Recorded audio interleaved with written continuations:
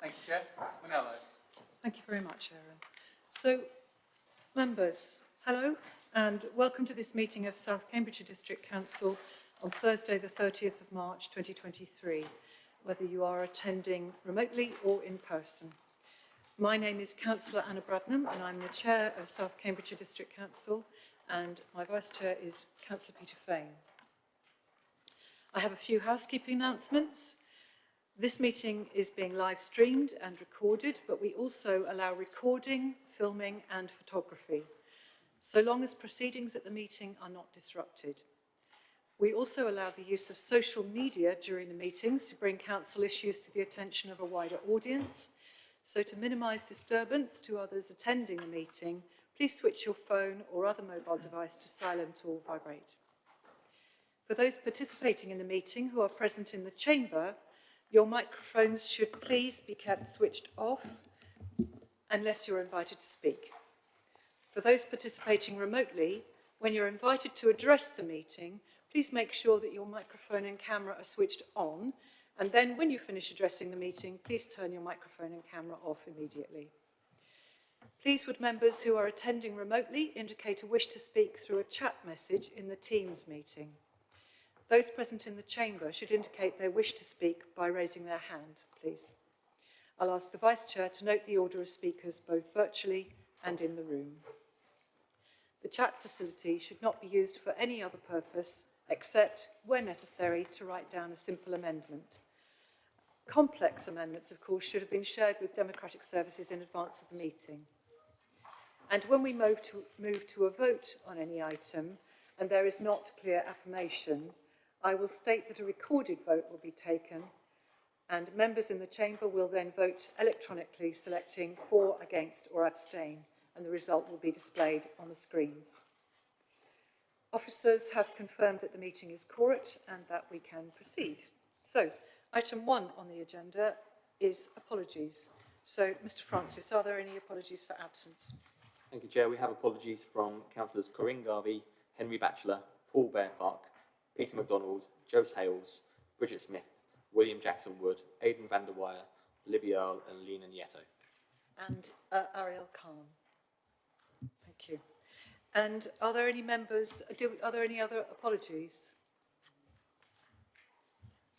Chair, I didn't hear Councillor Jackson Wood. Yes, mentioned. he was mentioned. Yeah. And are there any other apologies? Councillor Heather Williams? Just that Councillor Bhattacharya will be late to the meeting. Okay, so I'm sure we'll look forward to welcoming her when she can get here. And could I just ask if there are any members who are participating remotely? Would you like to put your camera on and... No?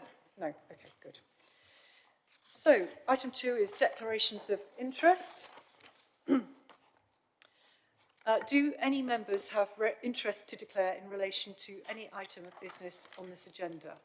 So, Councillor Stobart, Councillor Heather Williams, Councillor Sandford. Would you like to start, Councillor Stobart?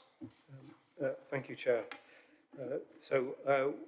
Amongst my responsibilities, I'm a director of the 2 partnerships, South Cambridgeshire Investment Partnership and South Cambridgeshire Projects. And the deliberations of, the investment strategy touch on the deliberations of those 2 partnerships. So, having taken advice from the monitoring officer, I'll leave for item 9C and not participate. So you'll leave for item 9C. Okay, thank you. And Heather Williams, Councillor Heather Williams. Thank you, Chair. Just in relation to item 13, I'm a member of the Greater Cambridge Partnership Assembly. Thank you.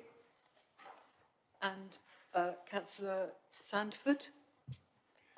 Thank you, Chair. Also in relation to item 9C, I'm a non-executive director of South Cambs Limited, trading as Ermine Street Homes, and will be leaving the room for that item. Thank you very much. And Councillor Leeming. Thank you, Chair. I would like to declare an interest in item 10, making a full-blown neighbourhood plan. This section refers to my employer, the Wildlife Trust, repeatedly. Thank you.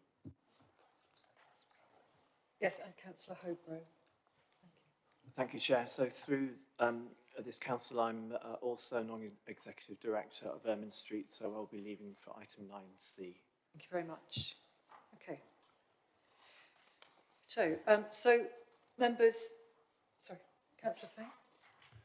Chair, I would declare that I am a director of Shire Homes. However, because that is funded through the HRA and not part of the investment strategy, I do not propose to leave. Thank you very much. So members, if as we get to an item you realise you might have an interest, please do raise it at that point. So can I remind members that you need to keep your register of interests up to date and that you should inform Democratic Services of any changes as they arise. Thank you. So we'll move on to the minutes, which are on pages 11 to 46 of the agenda. And item 4 seeks to approve the minutes of the meeting held on the 21st of February 2023. So members, I'm going to go through page by page.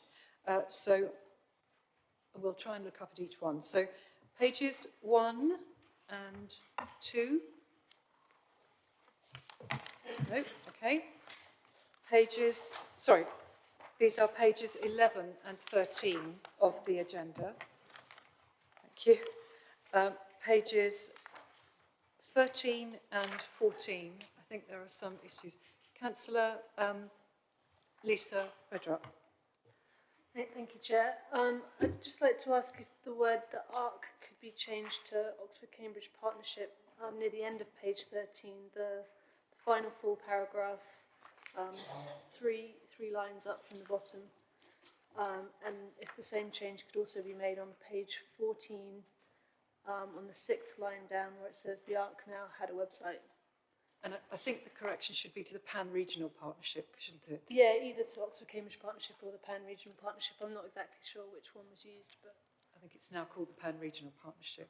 Okay, thank you, Chair. So there are a number of issues. I note that in some of these places, this is reported speech, and so ARC is appropriate because that's what the person asked. In some of them, we're referring to when the ARC was set up, and it was called the ARC then, and it's appropriate to leave those as they are. But when we're looking to the future, it's appropriate to refer to it as the Pan-Regional Partnership. Sorry, Councillor Williams. John Williams. Thank you, Chair. It's to do with item 8A on page 14, the medium-term financial strategy. The first paragraph, 5th line down, we referred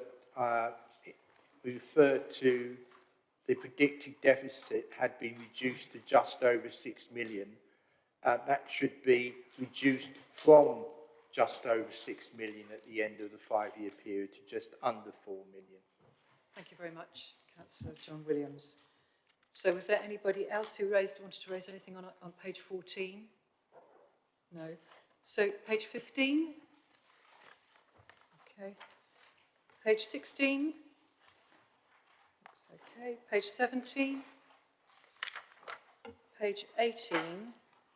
I just wondered whether myself at 8E, at the bottom of the first paragraph on Treasury Management Strategy, whether the last sentence should read, he assured the Council that the administration would ensure that any investments made would be with banks that would not default. So that would be the addition of the word with. Thank you. Moving on to page 19. Page 20. Page 21. Page 22. Page 23. Page 24. Page 20. 24, Chair. Oh, 24. Yes, Councillor Fane. At the bottom of page 24, Councillor Heather Williams reminded Council, Conservative Group, proposed an amendment that froze rent at September's council meeting. I suspect that should be that would freeze rent at September's council meeting. Sorry, I was distracted because there's a missing D in there as well. That's why I said reminded. Oh, reminded. Reminded, Okay. yes. Sorry, was there were you making a suggestion about the word froze? Or is that right? It's perfectly acceptable, I think. Okay, right, Yes. thank you. So, thank you. Page 25. I know, sorry. We've all got broad enough shoulders to cope with this. 26 then. I've got one on page 27, which is under item 11, report of the Independent Remuneration Panel. And the very last sentence on that page says, the Chair explained that this proposal did not, and I think we need to delete the word equate, require a separate amendment as it equated to voting against the proposed recommendations. And I have another one further down from that, which is 1, 2, 3. It's the second paragraph up above in favour, which reads, it was talking about the leader, and it said she supported a modest increase in the allowances as otherwise those on lower incomes would be unable to stand to be councillors rather than only. Okay, that's page 28.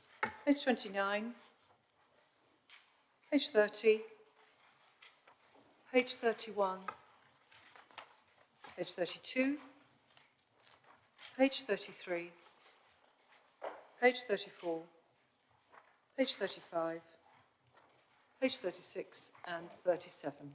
Councillor Leaming. Oh, Councillor Leaming, sorry. So you're waving. Thank you, Chair.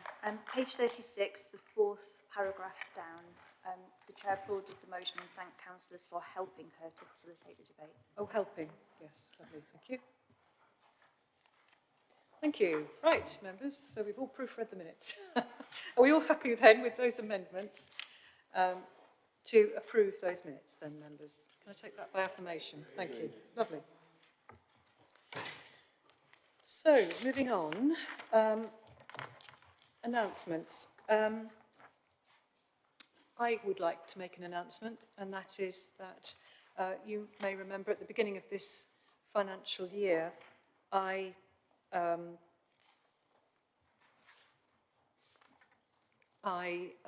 nominated the Trussell Trust, the food banks again, to be my Chair's charity, and I'd like to announce that the Chair's charity is going to be in a position to make a cheque to the Trussell Trust to the tune of £1,012.77. So thank you very much to everybody who contributed to the Chair's charity over the time of my chairmanship.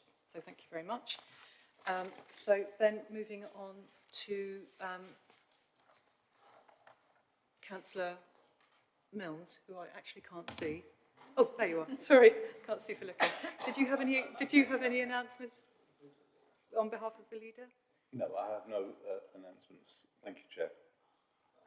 I'll just wave if you need to. Thank you. I couldn't see you for a minute. And head of paper. No. Okay. Thank you, Liz. Right.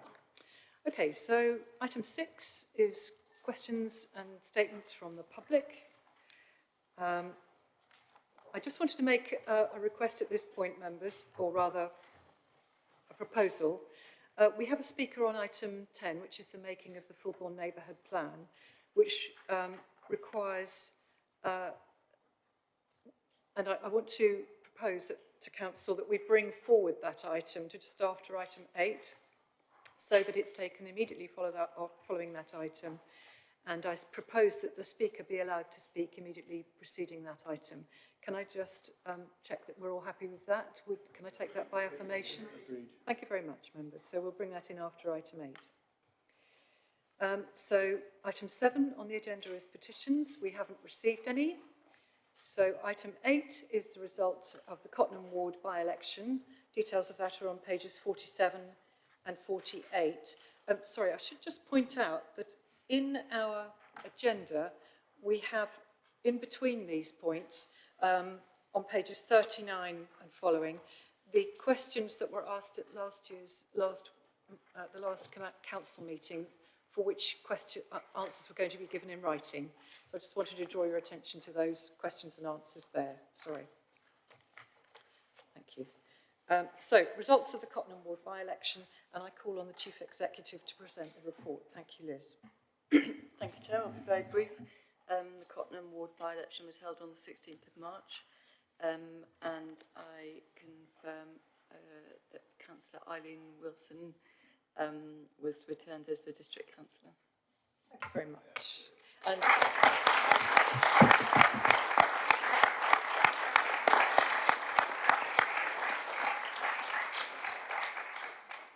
And I, for one, would like to say I'm very pleased to see you back on the council, Eileen. Thank you very much. So, we're going to move on then, members, to item 10, which is on page 105 of the agendas, which is the Fulbourn Neighbourhood Plan. Yes, thank you.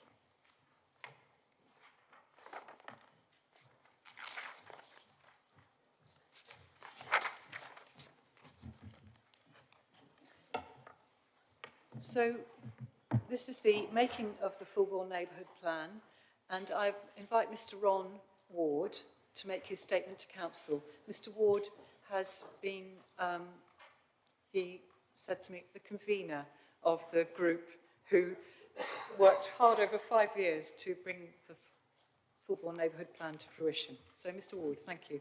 Do press the red button on the right-hand side of your microphone. Thank you, Chair. Oh, that sounded loud. Am I shouting? No? Okay, fine. First of all, can I apologise that Mary Drage, the chair of our PC, unfortunately has got COVID. Otherwise, she would have been here today. Yeah, in talking to your chair, she did ask me whether I'd been chair of the neighbourhood plan team. I don't think you chair a neighbourhood plan team. I much prefer to use the word facilitator. Because I think it is a very long, very detailed process, and it does need somebody who can actually just keep it on track. I will briefly cover 3 areas, if I may. The characteristics of Fulbourn, the sort of investment which has been made in the plan, because it is substantial, and what we plan to do going forward. Now, Fulbourn, actually, if you don't know it, has a current population of 5,000. And during the plan period to 2031, it's expected to grow to 6. There are 2 sites which you've already given detailed planning permission for, which will add 300 houses to our village. So we will then have 2,500 houses. At the moment, it's 2,200. But one thing which did surprise us very much when we were doing the plan, there are 4,500 jobs in Fulbourn. Now, that is substantial. Anyway, it's very historic, developed from Roman and Saxon times, and that's important. The historical core has buildings from the 14th to the 18th century, with 13th century St. Vigus Church, a 16th century Six Bells pub, which is still well used, and earlier timber frame farmhouses dating from the 14th century. Moving on to sort of the investment in the plan, we started in April 2018, and assuming you make it today, 1st of April, Saturday, would be 5 years. So it has taken quite a while. We put together a steering group of 15 interested villages.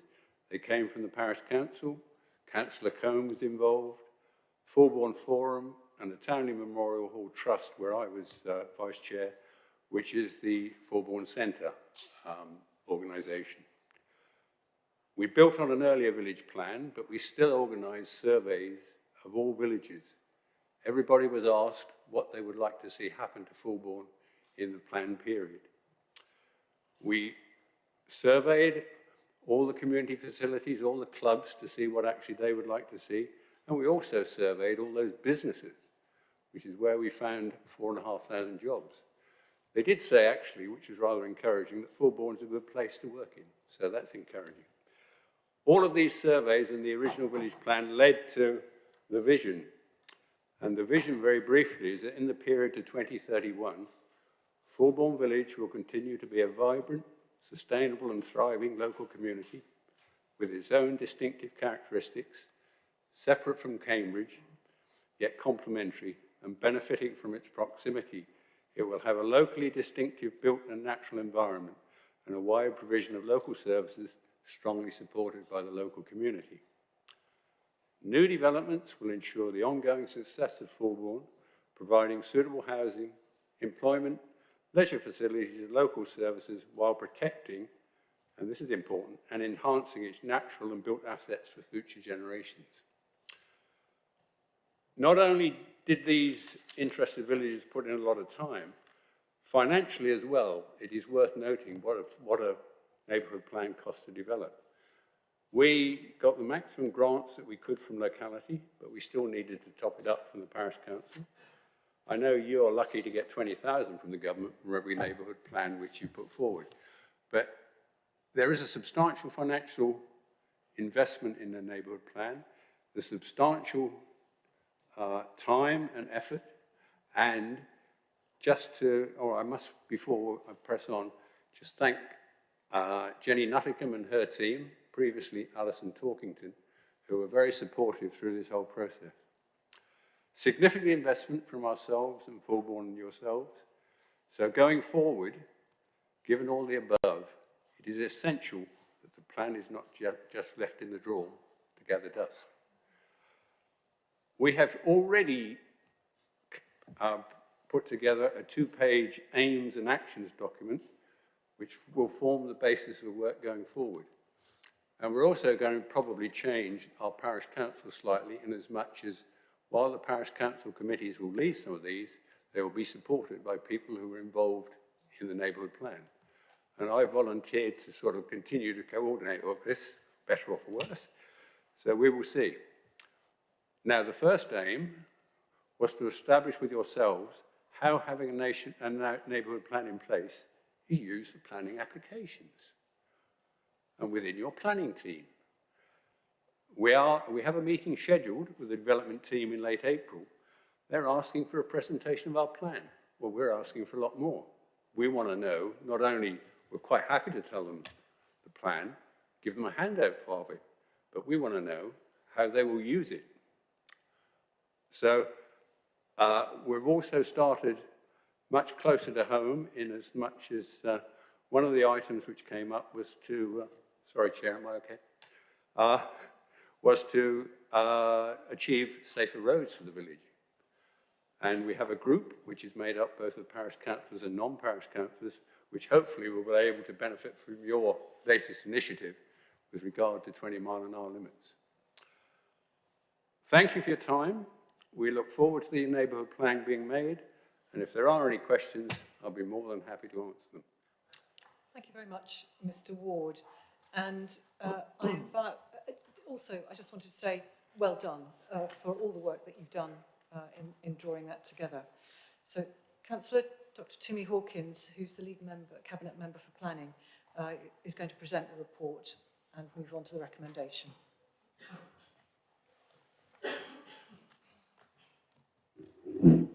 Well, thank you very much, Chair. I am pleased to say that this is the 8th neighbourhood plan that we're bringing forward to be made in South Cambridgeshire. Now, as you've heard from Mr. Ward, the neighbourhood plan has been prepared by a steering group, which he's facilitated, working with the parish council, and work started on this plan about 5 years ago. Neighbourhood plans do take a while. And just to say that the neighbourhood area was actually designated by the council in August 2018. And then, following several years of work, as you've heard, the neighbourhood plan was then formally submitted to the council in October 2021 to then take it through the next stages. A referendum was held on the 9th of February, with 17% of those eligible to vote turning out to have their say. And of that, 91.93% were in favour of the neighbourhood plan. And as you've heard, the plan has an overall vision, which I won't repeat, but we'll conclude on that one by saying it has 8 objectives and 13 policies that seek to deliver that vision, and you'll find those on pages 147 to 152 of our agenda papers.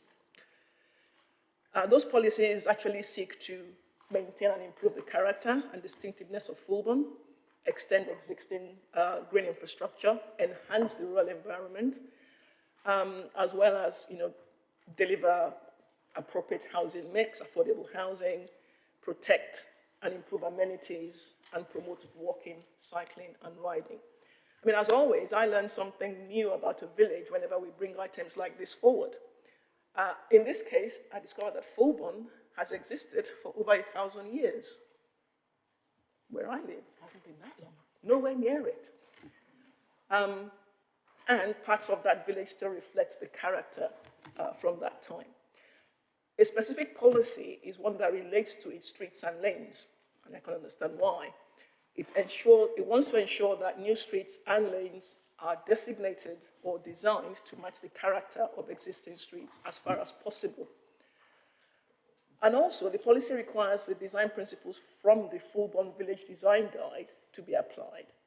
Now, I think, if memory serves me right, this is probably the first village that has both a village design guide and hopefully today we'll have a neighborhood plan. Once made, the neighborhood plan becomes part of the development plan, Mr. Ward. And all planning decisions in the neighborhood area needs to be made in accordance with the development plan, okay? And I'm glad that you have a meeting scheduled to hear from our planning officers about how you'll be working together on that. Now, officers from the planning team have supported the steering group. It was Alison Torkington until she retired in August, and then Jenny Nottingham and Lizzie Wood up until now.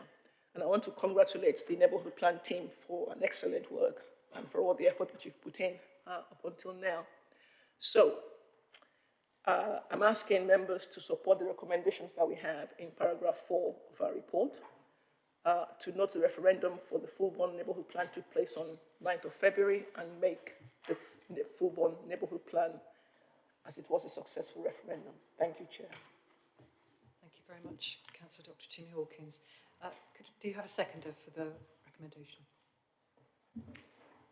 Yes, yes, Chair. I formally second and reserve my right to speak. Thank you very much, Councillor John Williams. And I'd like at this point to ask the local members if they would like to say anything, and I'll do that in alphabetical order. So, Councillor Graham Cohn. Thanks very much, Chair. I'll just very briefly speak on the neighbourhood plan. I'll try not to duplicate too much of what's already been said, and I definitely won't go over the history of Fulbourn anymore. I think Mr. Ward is well placed to do that, not just because of his age, but because he's lived in the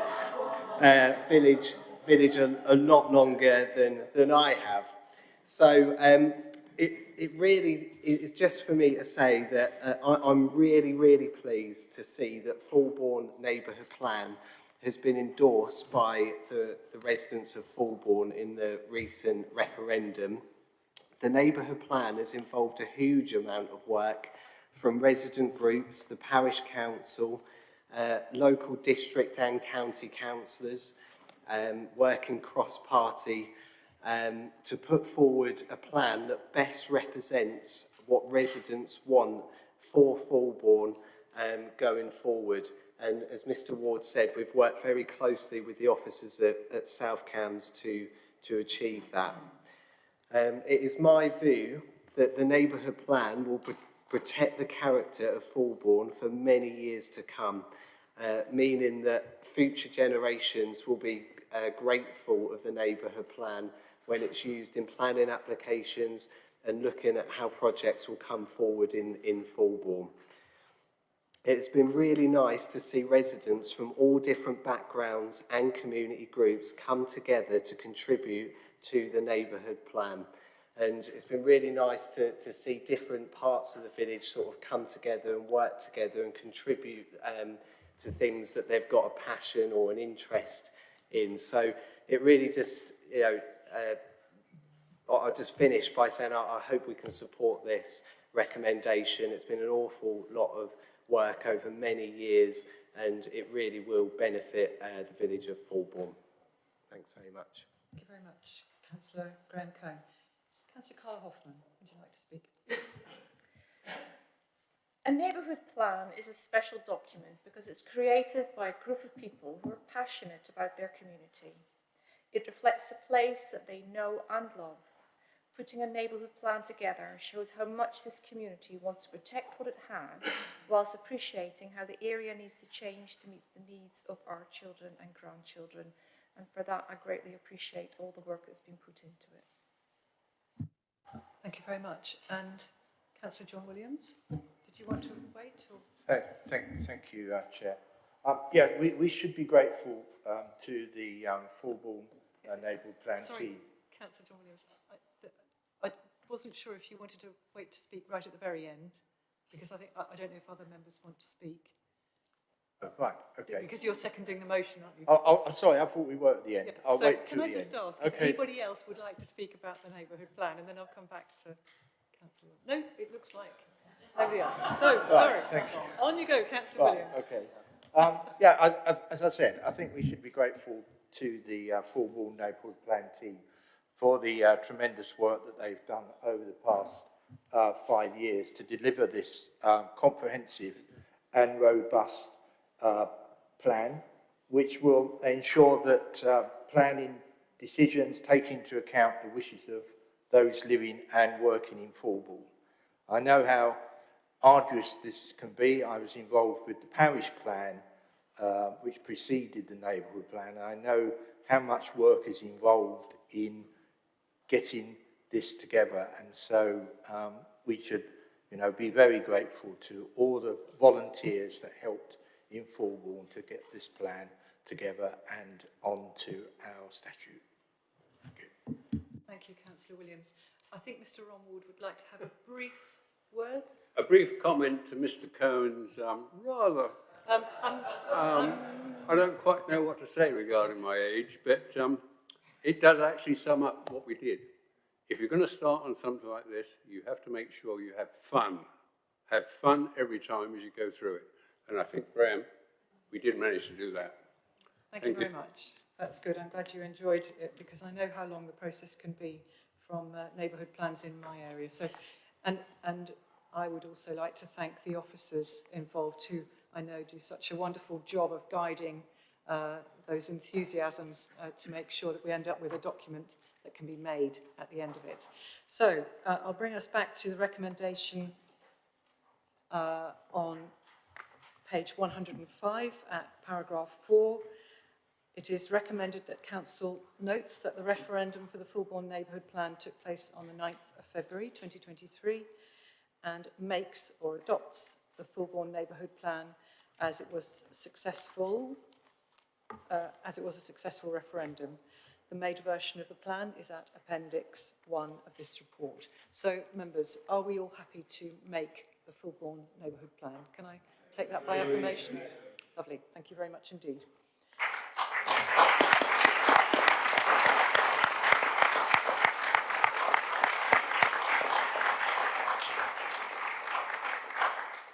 Thank you on behalf of the village. Thank you. Thank you for attending today.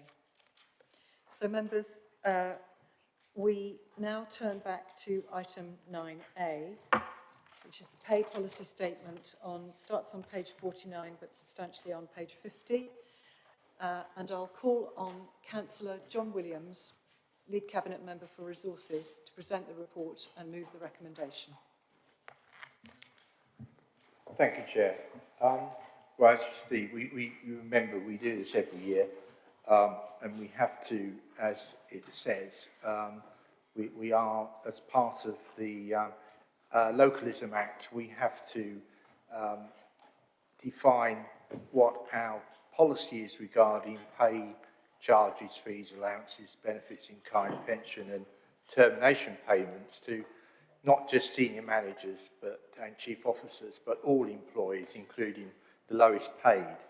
And on that, I'd like to start by pointing out that I'm very pleased that since last April, we have had a policy of a minimum wage of £11, which continues to be above the real living wage, which was announced in November.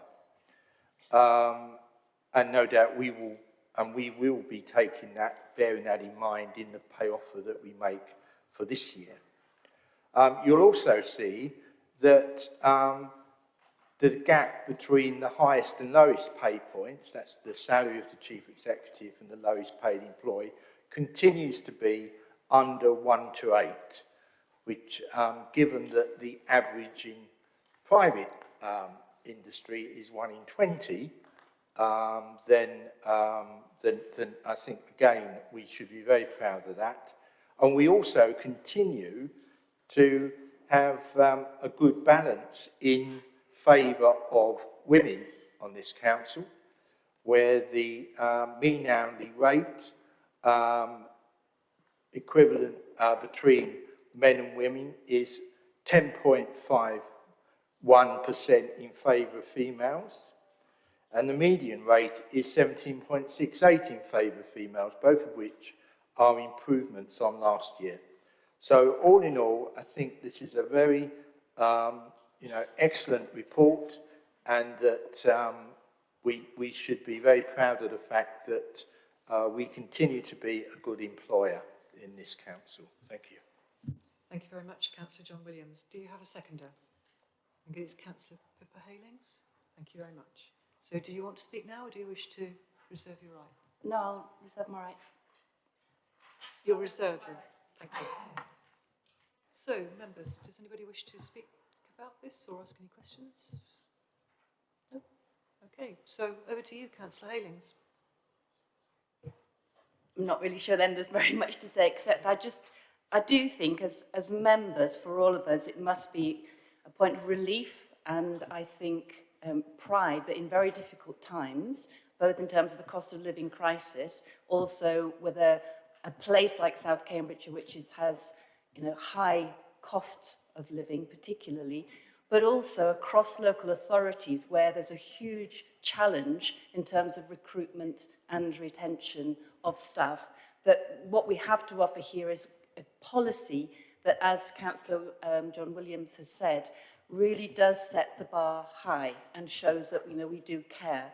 And I just wanted to know, because I looked this up, but actually in terms of local authorities across the country as well, we perform higher than average in terms of that gap between the highest and the lowest paid, which is a critical measure, I think, of so many issues that arise in the workplace. And of course, it's very good to know that, it's not good to know that we've got there is a gender pay gap, and this time it's in favour of females, which is not often what you said, and females also at the senior positions too. So, equality is really important, but it is good to see that if there is that gap at the moment, that's in favour of women who are working within the authority. So, and also, as always, I think the fact that all of the negotiations are to make sure that this is above the minimum wage, it's above the real living wage, it's contextual, it's what it means in South Cambridgeshire to be an affordable amount paid. So thank you. Thank you very much, Councillor Halings. So I'll come to the recommendation, which is on page 50 at paragraph 2. The Employment and Staffing Committee recommend that the Council consider and approve the updated pay policy statement as required by the Localism Act 2011. So members, since nobody has wished to speak against this, can I assume we'll take that by affirmation? Are we okay with taking that? Good. Okay, thank you very much, members. So moving on then to item 9B, which is assistance for political groups. This is on starts on page 63 of our agenda. And as chair of the Civic Affairs Committee, I will present this report and move the recommendation. The item was considered at Civic Affairs Committee on the 2nd of March. The committee has recommended to Council that the Constitution be amended to allow for the appointment of political assistants. And that recommendation is found at paragraph 5 on page 63. And I understand, Councillor Cohn, are you happy to second? I understood you. I am, Chair, yeah. Thank you very much. Do you wish to speak now, or do you wish to? Yeah, I'm happy to speak now, just that I endorse the proposals that have been put before us. Thank you very much indeed. Does anybody else wish to speak to this? Can't see anybody else. Right, so in that case, members, does anybody wish to vote against these recommendations, or can I take that by affirmation? Oh, Councillor Richard Williams, did you wish to say something? Chair, can we have a recorded vote on this, please? Yes, we can. Yep, surely.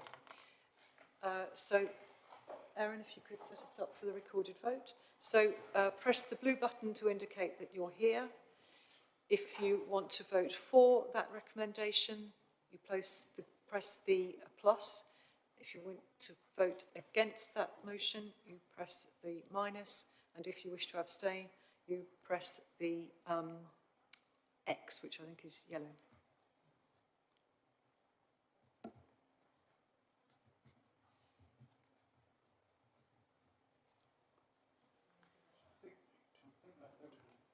Chair. 33 people in the room. Someone's doing a quick tot up. How many people are in the room? I think that's everybody. Okay, so has everybody voted? Yes. Everybody's got a colour in front of them. Okay, so that's 31 in favour and 2 against. So that is carried. Thank you, members.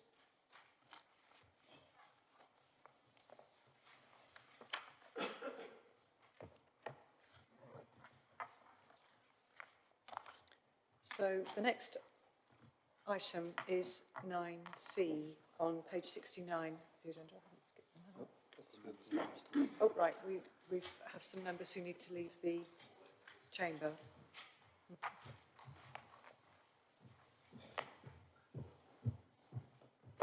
So just to note, Councillor Stobart, Councillor Hobro and Councillor Sanford have just left the room.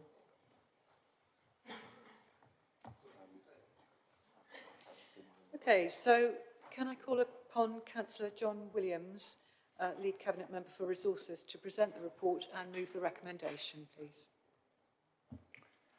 Thank you, Chair. As you see from the executive summary, we are refreshing the version of the investment strategy in order to take account of changes to SIPFA rules, but also, most importantly, to rules regarding the borrowing from the Public Works Loan Board.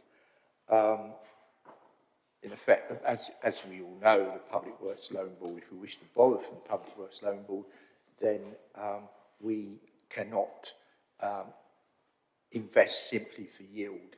It has to be more for either social or regeneration purpose. And so we have changed the criteria for our investment strategy to meet that requirement.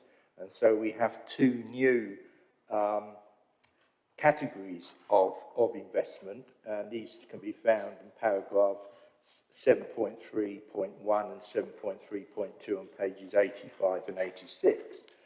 One is to do with service investments, and the other to do with commercial and regeneration investments. And we continue to have a matrix against which to decide whether these whether or not projects are worthy of investment. But the details about the what the changes are and what these new categories are can be found in those paragraphs. It's worth bearing in mind that currently our commercial property estate stands at just over nearly 53 million, 52.6 million, and we have an investment in Ermine Street, our housing company, of 100 million. But from that investment, we should be receiving in the coming financial year some £7 million of income from that investment. So a sizable help towards delivering our frontline services comes from these investments. So I think that demonstrates how important that we have these investments. And you'll see from paragraph 19 in the report that we're looking over the coming 5 years to invest some 44 million in additional investments over the next 5 years, which I think is a very modest sum in the circumstances. So I do hope that you agree the recommendation, you agree the updated investment strategy, which is attached as Appendix A. Thank you. Thank you very much. And do you have a seconder? Yes, I'm seconding, Chair. I'll reserve my right to speak. Thank you very much. Does anybody wish to speak on this? Thank you, Councillor Heather Williams. Thank you. Thank you, Chair. So it has been amended following those PWLB things, so I appreciate why you've made the changes you've made. And I'd like to start, Chair, by saying that I'm not opposed to commercial investment.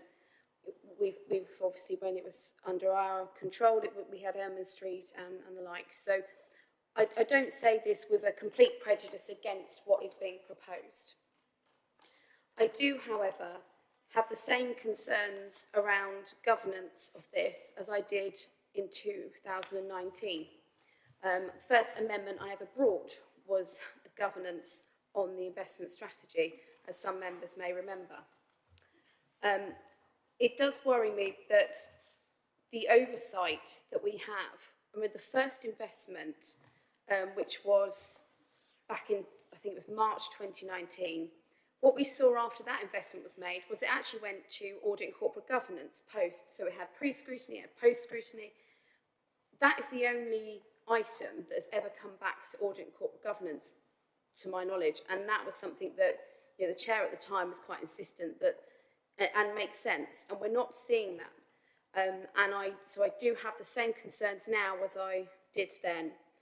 I also have concerns that the strategy does require borrowing in ways previous decisions have not. And in the current climate, I think it'd be very difficult to sit here for myself and we have to accept every investment, no matter what matrix, no matter what you've got in front of you, is a risk. There is risk attached to investments. I think we all accept that. And there's one thing, risking capital, and there's another thing, getting yourself into debt to make the risk. And there's a balance to be struck. I'm not saying there's not, but I feel this is too far into that balance. I'd also say on page 102 of what's in front of us today, the tenancy strength worries me. In the current climate, I did raise this at scrutiny, I would have preferred to have seen that just as equally important as a location. Matrices are there and score systems are there in place to guide. I appreciate that it doesn't fit every situation, but in the current climate, I'm not happy to support this as it currently stands. Thank you, Chair. Thank you very much. Councillor Williams, does anybody else wish to speak on this? Councillor Atkins wants. Councillor Atkins, yes, sorry.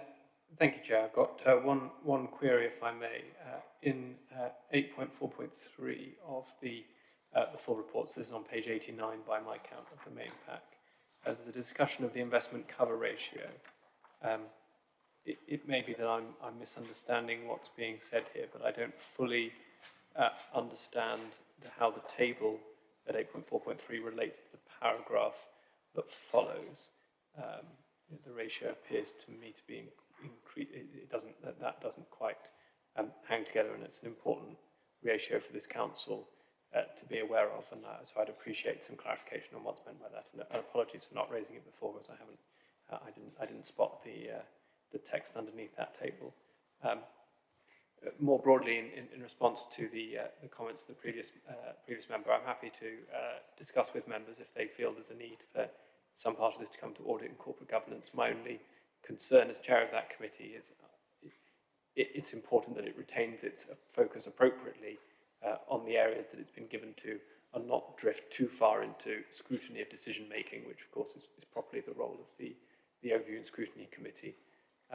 So it may be that a discussion perhaps also with the chair of that committee might ensure that members' concerns are addressed in the most appropriate manner, and that committees stay focused on what's required of them. So yes, if I could get a clarification on 8.4.3, I'd appreciate it. Thank you. Thank you, Councillor Atkins. Has anybody else got any queries or? I see no one else. No, okay. So, Councillor Williams, did you wish to come back on that? I think the Head of Finance is able to respond to the question. Thank you. So, Peter Maddock. Yeah, thank you.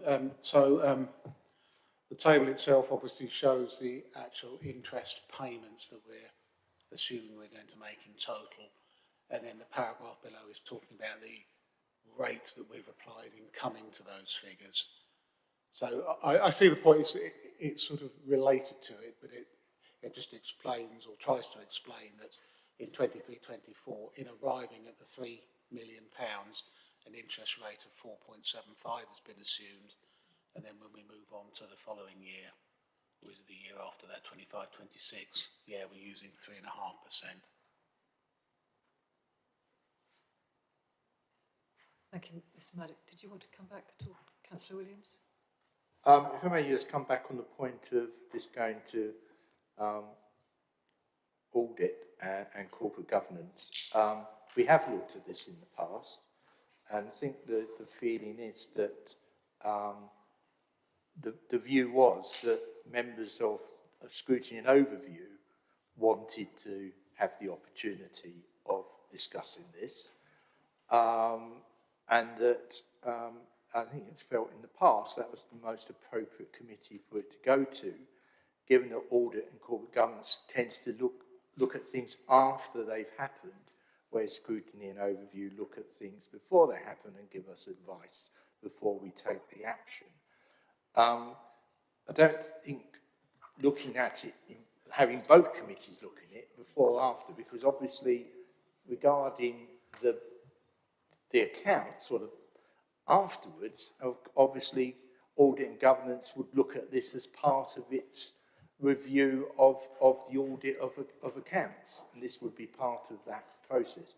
So having it come to audit and corporate governance before a final decision is made, I don't think that would add anything to it. And as I say, in the past, Scrutiny and Overview members have said that they would prefer to see it so that they can give a view before a decision is made, whereas audit and corporate governance would be taken after that decision is made. Thank you. Exceptionally, I'll let Councillor Heather Williams come back.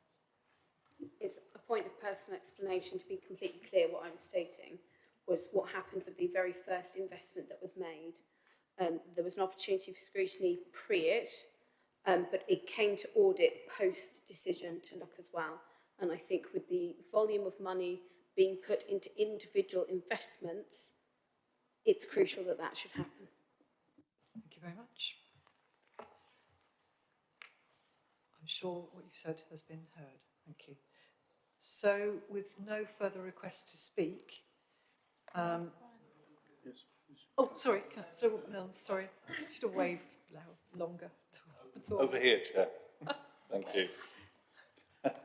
So I just want to remark on the performance of our investment strategy in the period that we've been in administration, which has been highly successful, I've got to say.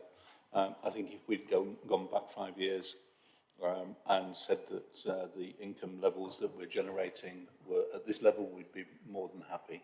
And certainly in comparison with other councils around the country, we're doing exceptionally well. And long may it continue. We are fortunate in that we're in a high growth area, which means that particularly office space is at a premium still. So we've taken advantage of that. As Councillor Williams, John Williams has already said, it has meant that we've kept our council tax increases down because of this, and I believe that we're still one of the lowest council tax rates in the districts across the country, and that is in large part to this successful investment policy. So long may it continue. Thank you. Thank you very much, Councillor Mills. So, if we come towards the vote, so the recommendation on page 69 at paragraph 2 is to approve the updated investment strategy attached to Appendix A, and I'll take it by recorded vote, members. So, if we can vote green for, red if you wish to get against, and yellow for abstain.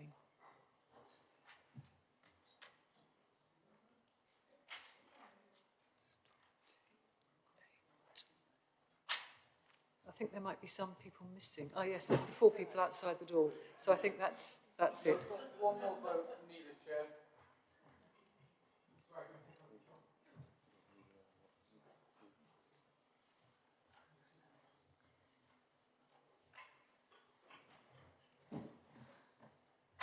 That's everybody now, Chair. Thank you very much. So that's 23 for, 6 against. So that is carried. Thank you. Yes, I noticed. Thank you.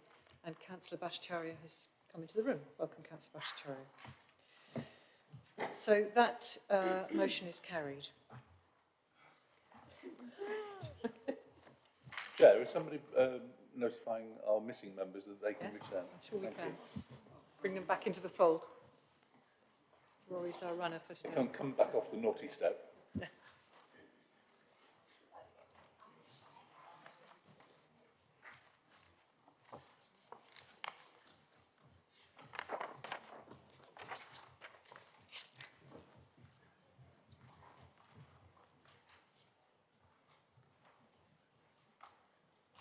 Thank you.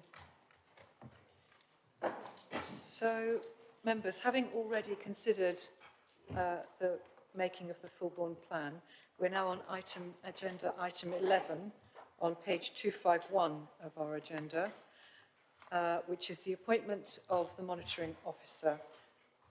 So I call on the Chief Executive, Liz Watts, to present the report. Thank you, Liz. Thank you, Chair. And thank you, members. Following the resignation of our current monitoring officer, who will be leaving tomorrow, we undertook a full and thorough process to recruit a new monitoring officer.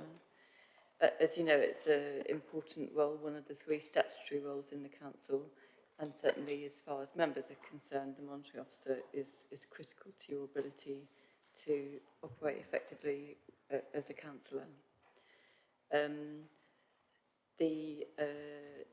There was a senior officers appointment panel convened of members, and that panel held interviews on the 1st and 2nd of February. And I'm grateful to all those members who were able to attend those interviews, and pleased to report that there was a unanimous recommendation that John Murphy should be appointed as the monitoring officer. I should note that John was in the meeting. He's just stepped out for this item, but he is actually here sitting at the back there, just because he wanted to be able to join council this afternoon. So that's everything that I have from my report. Thank you, Chair. So thank you very much, Liz. And can I just check that we have a proposer? Chair, I would like to propose the appointment. Councillor Stobart, thank you very much. And do we have a seconder? Councillor Sandford, thank you very much. Thank you very much. So, do we need to have any comment? Does anybody wish to make any comments? Councillor Halings?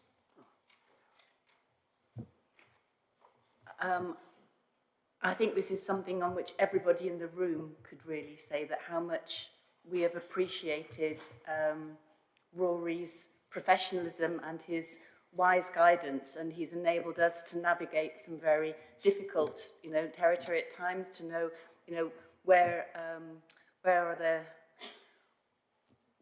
boundaries, what do we need to do in terms of conflict of interest, some guidance that we need, and he, I think, has gained such trust and admiration from all of us that we're really sorry to see you go, but good luck with your new venture, and we're looking obviously to welcome your successor, but many, many thanks.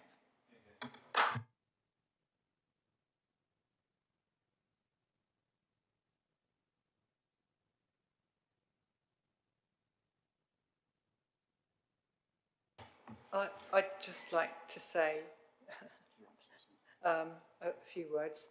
I've had the interesting situation of having been vice chair for 3 years and chair for 2 years, and all of that time I have been extremely fortunate to have Rory to advise me, both in the chamber and when we've had to consider matters that come to us as a council. And I can honestly say I've felt so reassured to have Rory advising us as a council on all matters, which can be extremely difficult and complicated. And if our new monitoring officer responds to his phone as quickly as Rory does, I'm sure we'll all be very pleased. So, and I'd also like to wish Rory every success in his new role. Thank you. And to say thank you and wish you very well in your new role in London. Thank you very much indeed. And I'd like to wish for another round of applause.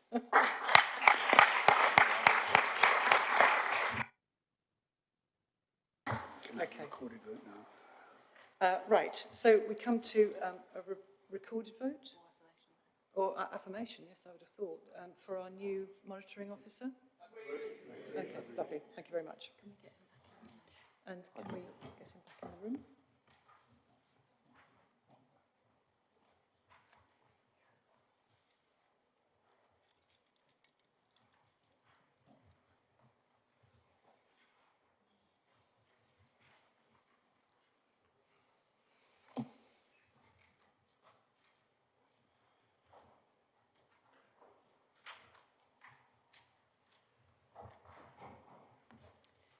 So, on behalf of South Cambridgeshire District Council, I'd like to welcome back and congratulate John on being appointed as our monitoring officer. John's now returned to the room, and I wish you all the very best in the role, and thank you very much, and we look forward to working with you. Thank you. So, moving on then, we are on item 12. Page 255, which is the reports from our representatives on the combined authority, the Cambridgeshire and Peterborough combined authority. So normally we would have a report from Bridget Smith, but in this case Bridget's unable to attend. So I'll hand over to the Deputy Leader, Brian Mills, Councillor Brian Mills. Yes, thank you. We are limited with our representatives here today, so any questions I'm happy to take, but they're likely to have to be given in a written answer, as we would need to reference the people responsible. Thank you. Can't see any questions. There's only one. Oh, Councillor Heather Williams.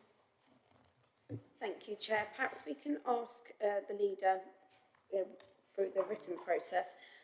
We see there's another new chief executive, and whether the same confidence is held in this one as she was very confident last time that the previous one would steady the ship. So any news on the new one? Thank you, Chair. Thank you very much. Councillor Mills? Noted. We'll compose a response for you, which no doubt will express confidence in the appointment. I'm happy to wait for my written answer, Chair. Thank you. Thank you very much. Councillor Lentel? Thank you, Chair. Also to note the appointment of Mr Bridge as the new Chief Officer. I have to say, I do think you could appoint Solomon the Wise or Solon of Athens, and this thing still wouldn't work. But I hope that this Council's support and best wishes will be passed along to the new gentleman. Thank you. Thank you very much. And Councillor Mills, I would just like to ask, have the Combined Authority ever considered putting their reports in landscape format, rather in portrait format rather than landscape? It just makes it really extraordinarily difficult to read across a very long line. So if you could take that back, I'd appreciate it. I shall make a note of that as well. Thank you. Right, moving on to item 13. We are just required to note those, members. Are we happy to confirm that we're noting that? Yes. Thank you. And item 13 is the item on the Greater Cambridge Partnership. Council's invited to note the feedback report and decisions of the Greater Cambridge Partnership. So members, do you have any questions for our representatives on the Greater Cambridge Partnership? And this again, Brian Mills. Councillor Bygott.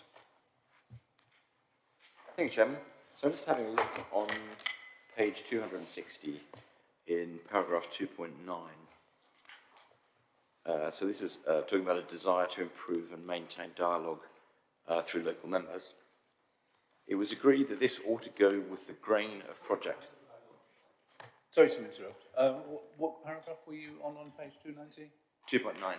2.9, thank you. Page 260. Yes. Yeah, I've got it, thank you. Yeah, so it says, it was agreed that this ought to go with the grain of project management and avoid delaying progress. So I'm just wondering, to what extent is that statement really compatible with the statement above it about maintaining dialogue and getting feedback from members? Because my experience with the Greater Cambridge Partnership is that a lot of things are already agreed before you hear about them. And then if you raise concerns, then it's always, well, sorry, but it's too late. It'll be delayed unless we do it exactly as the way we've got it. So I'm just wondering what our representatives can do to sort of feedback that actually we'd like to be asked about our opinion before they actually design a route and before it's too late to change. Thank you. Councillor Mills. Yes, I'm happy to report that actually there's been something of a transformation in this respect from the Greenways team particularly.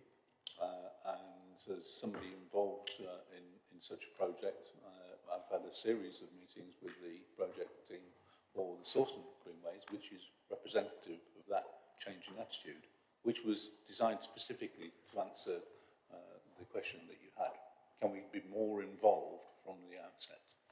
Rather disappointingly, 10 days ago, the GCP did a member-only presentation and event at which they could contribute. 75 councillors, both the county and district, were invited. Do you know how many people turned up? 5. And 2 of those were late and missed half the presentation. Very disappointing, because the officers have gone to a huge amount of effort to put on this event, to do exactly what you were asking for, and the attendance was so low. However, the GCP team will continue to try and engage as much as possible, because they recognise now, and they've been told many times, that the local knowledge of members on the patch are the ones that understand their territory best.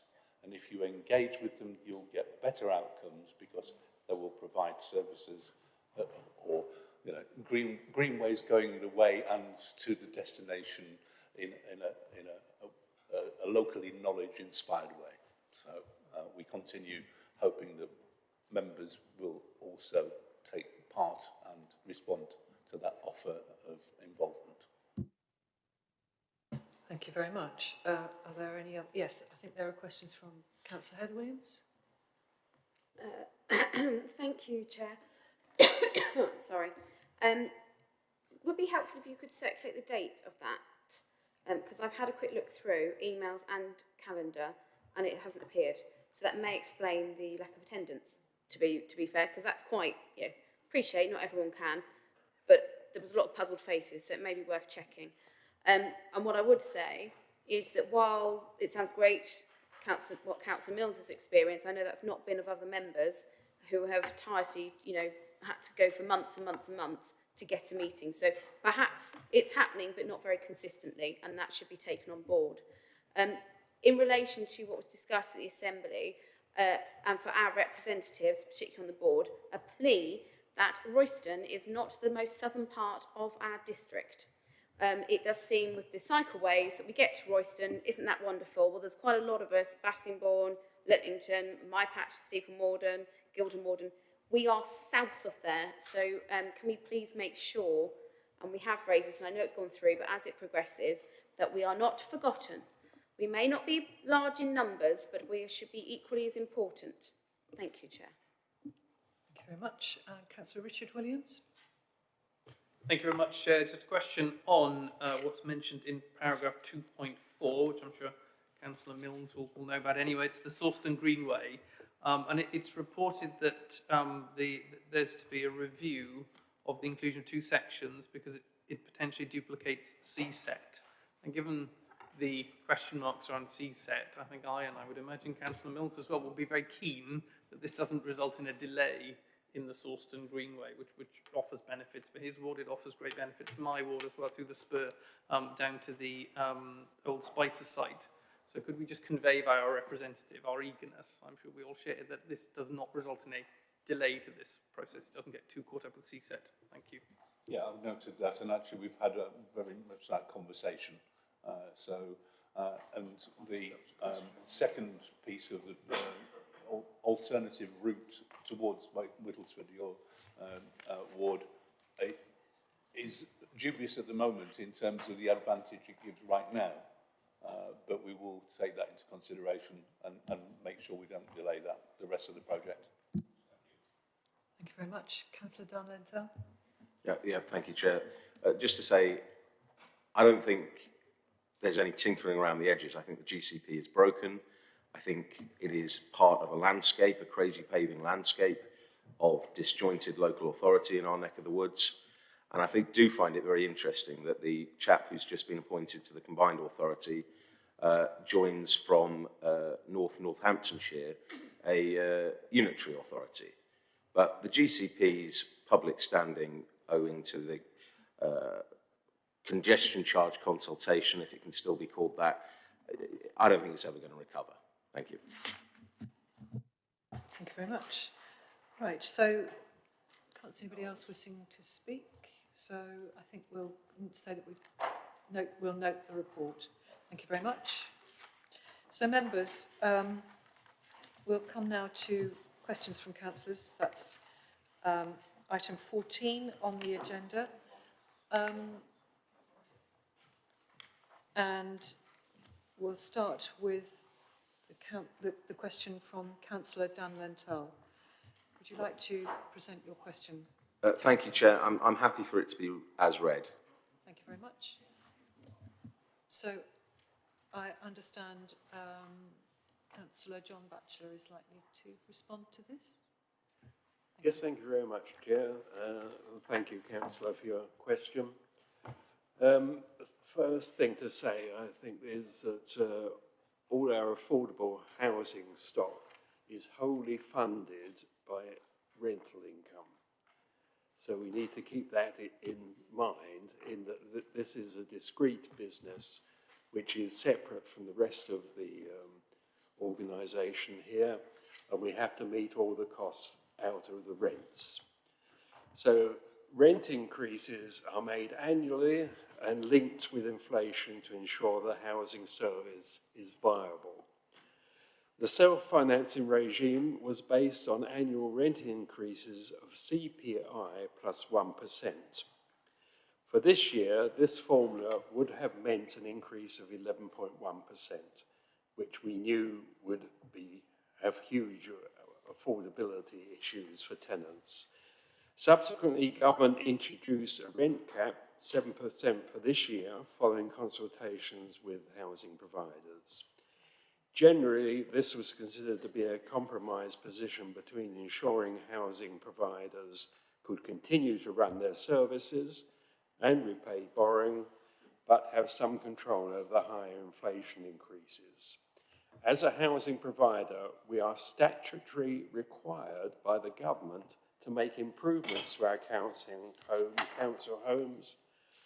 Specifically, we must meet the overall net zero target by 2050, with the target of achieving 68% by 2030 and 78% by 2035. Any grant subsidy that we receive has to be match funded. Raising all newly let properties to EPC Band C by 2025. Currently, that will be something in the region of 1,000 of our properties. Equally, we have an obligation to raise all existing tenancies to CPC C or above by 2028. Again, this involves something in the order of 1,000 properties. This is out of our total of 5,600. There is also an increase in fire safety regulations. As well as the additional requirements, we are also seeing rising costs affecting our supply chain and delivery of projects and repairs in terms of higher costs of material and labour. On top of this, we are also inheriting high-value repairs when properties are vacated, which can in part be attributed to current financial crisis. We have also seen an increase in overall costs relating to our new build programme, relating to higher costs of build material and labour.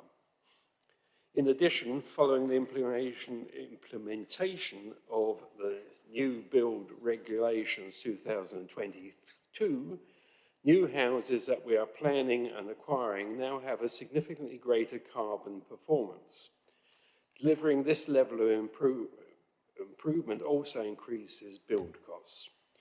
We do acknowledge that these are difficult times in terms of rising costs, but have had to balance this with ensuring the service remains viable.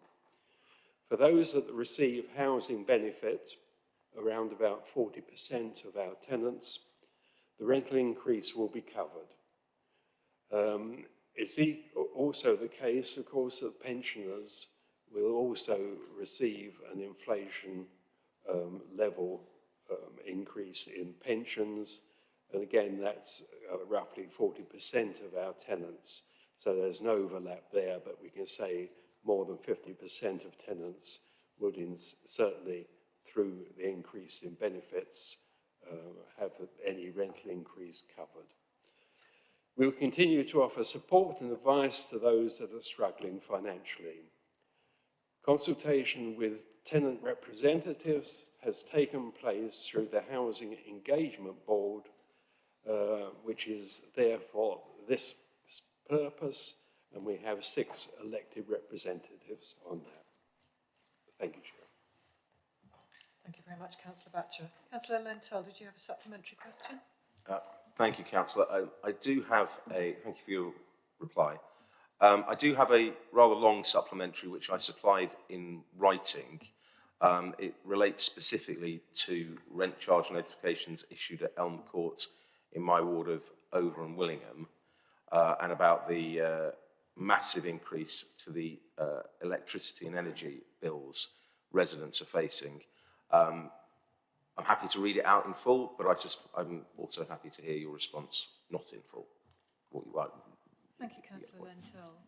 Councillor Batcher, do you have that to hand? I do indeed. Thank you. And thank you very much, Councillor, for letting us have prior notice of that. As you say, it does require a lot of research. So Elm Court is a sheltered housing unit with 19 flats. It's the only scheme we have in the district where heating and hot water is supplied via a communal boiler through a heating network. A previous 3-year fixed price contract we had to supply gas came to an end last December. The previous price was 1.69 pence per kilowatt hour. We are now paying 29.3 pence per kilowatt hour. There has been an uplift in the daily standing charge and the climate levy as well. All affected, of course, by the worldwide emergency crisis. There is a support scheme called the Energy Bills Support Scheme Alternative Funding for customers that do not have a direct relationship with a domestic supplier. This provides funding of £400. We are encouraging residents to apply for this fund and are supporting them through the application process, but they have to apply for this individually.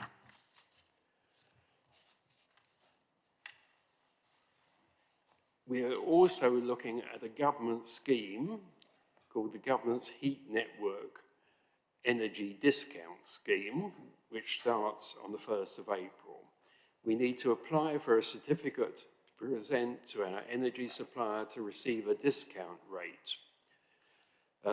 We believe this will significantly reduce the per kilowatt charge, but haven't got a precise number as yet. This will help to reduce bills moving forward, but certainly won't cover the increased costs we've experienced over the last few months. January to March, as I say, we've been paying at the rate of the 29 pence. Tenants have continued to pay at their previous rate, and we have no intention of asking for any rebate on these costs. Colleagues from Affordable Homes have met with residents on a number of occasions already and communicated directly with some relatives to explain why there's been such a steep rise. We will continue contacting, make sure that all residents have been advised of the current situation. The measures referred to above should help reduce the service charge that is currently being proposed. We will need to work closely with colleagues in accountancy to see how many changes can be implemented. In order to assist in the short term, it has been agreed that we will cap any costs for individual flats at £30 per week. We'll keep this cap until we've arranged the sign up to the general discount rate. Thank you, Chair. Thank you very much, Councillor John Batcher. And thank you for those very full answers. Councillor Peter Sandford, your question next. Would you like to put yours? Thank you, Chair. My question is as printed on the agenda. Thank you very much. And I believe Councillor Brian Mills, you'll be beginning. Yeah, thank you, Councillor Sanford, for your question. The operation of bus services in our region, actually nationwide, is of increasing concern. The reliability, the robustness of the bus services that we are enduring at the moment is very regrettable. The deregistration, re-registration of bus routes has left people stranded. Pupils cannot get home, have to be rescued by parents. Old people have been left in for 45 minutes on a 15-minute bus journey in, I think, -9 degrees in Cambridge City. Actually, that old person, or one of those old people, were me. You know, the hiking of the prices to take advantage of the £2 bus fare is another example that the bus companies are not doing us any favours at all, and that really needs to be addressed. If we come back to your question, yes, we can use our position on the Combined Authority Board to make sure that taxpayers are receiving value for money. We've introduced from the Combined Authority a £12 precept, which is specifically going towards subsidising buses to compensate for the removal of services planned by the bus operators. But that won't do. So the situation with both permanent and one-off cancellations is extremely frustrating. Let me just, the structural issue regarding bus provision is most unsatisfactory. This is a legacy, I hate to mention it, but Mrs. Margaret Thatcher deregulated the bus services, and the only real way out from that is to introduce a franchising system. But the biggest problem with that is that it needs financing. Where would that finance come from? Now, we've got, particularly for parishioners, an event coming up. We've got our parish liaison committee, which will be focusing on transport. We've invited Dr. Nick Johnson to attend, so that parishes can raise their concerns and we can discuss the implications and the progress towards franchising that he's already said that is very much on his radar. Thank you. Thank you very much. Councillor Sanford, did you have a supplementary question? Yes, I do. Thank you, Chair. And thank you to the Deputy Leader for his comments and his explanation of the big picture. I think bus services are probably the most common topic I hear about at parish council meetings. I hear about residents whose individual services are cancelled, sometimes on Twitter at 5 a.m. for buses that are scheduled to run that morning. Sometimes buses simply do not show up despite being listed on the electronic panels. And as the Deputy Leader says, the situation isn't ideal if you rely on the bus to get to work or college. Could I ask the Deputy Leader to pass 2 suggestions for improvement to the Combined Authority? Firstly, ask the Combined Authority to publish the scrutiny process and KPIs they use to measure the quality of services. That will provide everyone with the confidence that council taxpayers' money is being spent well. And secondly, could I suggest they design their website to allow customers to easily submit comments on a particular service? Currently, you have to click through 4 pages of marketing pages on the website to find a static list of the services, but still no easy way of providing feedback. And I thank the Deputy Leader again for his comments. Thank you very much. Thank you. More than happy to ask our representative on the CPCA for both that information. The use of data, an effective use of data, so bus time arrivals, actually showing that the delay is it's accurate information. So it doesn't say 10 minutes, but it actually means 30, or vice versa. People are relying on the bus going when they expect it to be there, or that it's been changed. So both of those ideas, I think, are really valuable because we really need to drill down into the level of performance from the bus service companies. Thank you. Thank you very much, Deputy Leader. Councillor Sally Ann Hart, would you like to put your question? Thank you, Chair. I'm mindful of time, so the question is as it's written on the papers. Thank you very much. And I believe that is going to be responded to by Councillor John Batchelor. Thank you. It is indeed, Chair. Also, Thank being you very mindful much. of time, if you could perhaps be as concise as you want to. Well, yes, all right. Thank you, Councillor Hart. Ermine Street Housing is a wholly owned subsidiary of this council, and its business activity provides the council with £3.6 million in interest payments in this current year. In addition to the return to the council, the company provides added value working closely with the housing department to provide accommodation for vulnerable groups.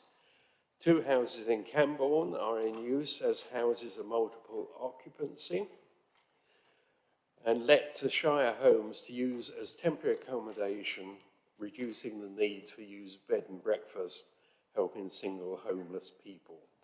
The company has provided accommodation for Afghan refugee families, works with partners and care providers in Peterborough to provide specialist housing for those with additional needs, asylum seekers and refugees. In a scheme to reduce the cost of unsuitable bed and breakfast accommodation, the council is working with Ermine Street to purchase more properties to be used for vulnerable families. The council plans to use government funding to provide grants to allow Ermine Street to buy additional properties which will be accessible to people who otherwise would be in temporary accommodation. The company is moving into a consolidation phase, starting to look at the asset portfolio, beginning with a full stock condition survey during the spring and summer, and this will inform further iterations of the business plan to ensure a good investment programme is in place. The company is undertaking a green energy audit, and in addition to the acquired portfolio of 500 houses, Ermine Street leases a further 190 homes from the Ministry of Defence. The MOD has indicated that we'll continue with this arrangement in the medium to long term. The Council proposed an interest rise from April 23 to 4.25%, which has been accepted by the company, and this will increase the return to Council of more than £4 million. I'd like to give my thanks to Duncan Vasey and his team for creating a very successful business. Well done. Thank you very much, Councillor John Batchelor. And Councillor Sally Ann Hart, did you have a follow-up question? No, that's lovely. Thank you for the answer. Members, can I just check with you? Some people, I think, are indicating they would like to have a pause for a comfort break. Others are saying crack on. Can I just take a view? Would you like us to crack on with the questions? Or do you want a break? Crack on. Lovely. Okay. So, moving on then. Councillor Lisa Redrup, would you like to place your question? Thank you, Chair. My question's as written, please. Thank you very much. Thank you. So your question was about the East-West Rail project and whether we knew what route was likely to be chosen. So in the, which budget was it? There have been quite a few, haven't there? The most recent one, yeah, the most recent Chancellor, said that there would be announcements about the new, on the route in May, and confirming that the project was still alive, unlike parts of the high-speed 2 plan.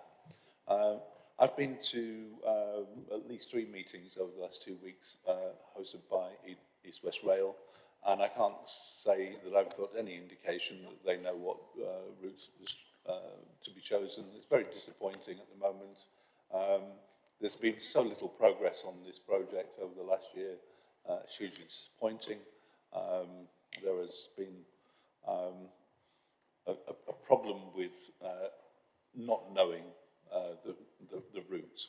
People have got blighted in terms of the previous routes as considerations, and they've been unable to sell their property because of that, for example. So it's really important that this gets resolved as soon as possible, and people can start to live with some certainty. Thank you. Thank you very much. Councillor Redrup, do you have a supplementary? I just wondered if there was any information on how the council will be engaging on the future processes. So how this council will be engaging with East-West Rail and the Rail Minister moving forward. Councillor Mills? Yes, thank you. We invited Hugh Merriman, who is the current Transport Minister responsible. Unfortunately, he responded saying he'd already been, without telling us, which was rather disappointing too. But there we go. He's come to see the patch, so hopefully we'll be much better informed.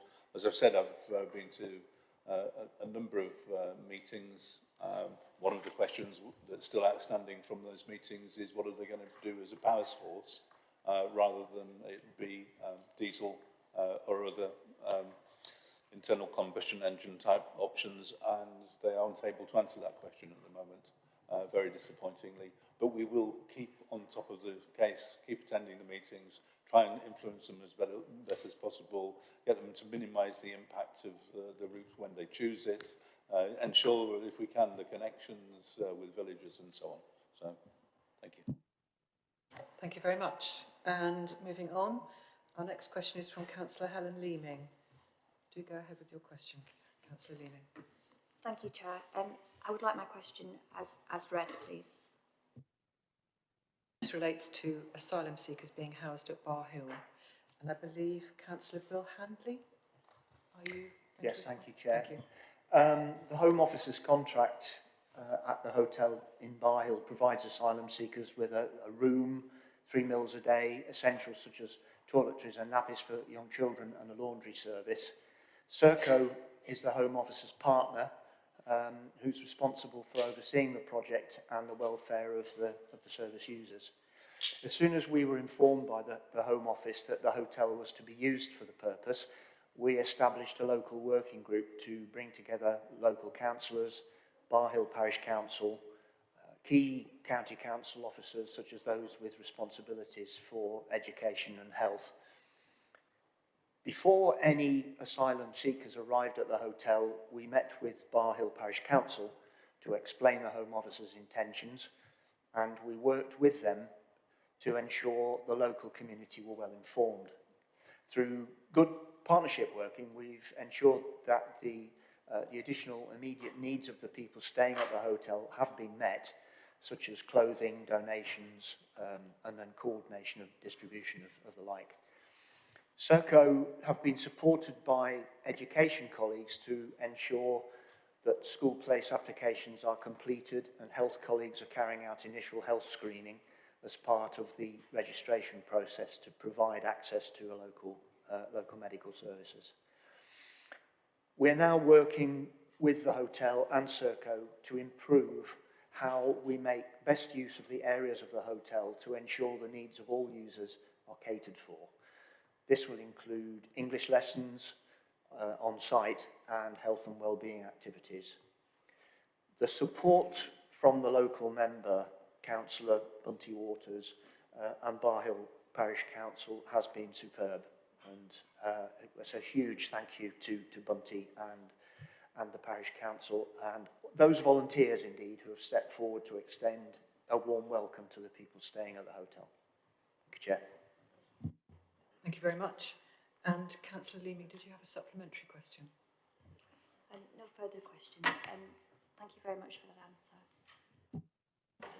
Thank you. Our next question is from Councillor Graham Cohn. Thank you, Chair. That's on the agenda paper. Thank you very much. And this relates to plans for the 4-day week. Councillor Brian Rose. Yes, thank you. Thank you for your question. So residents have been able to tell us what they think about the scheme for some time now. There has been a short form available on the website for people to respond to for several months.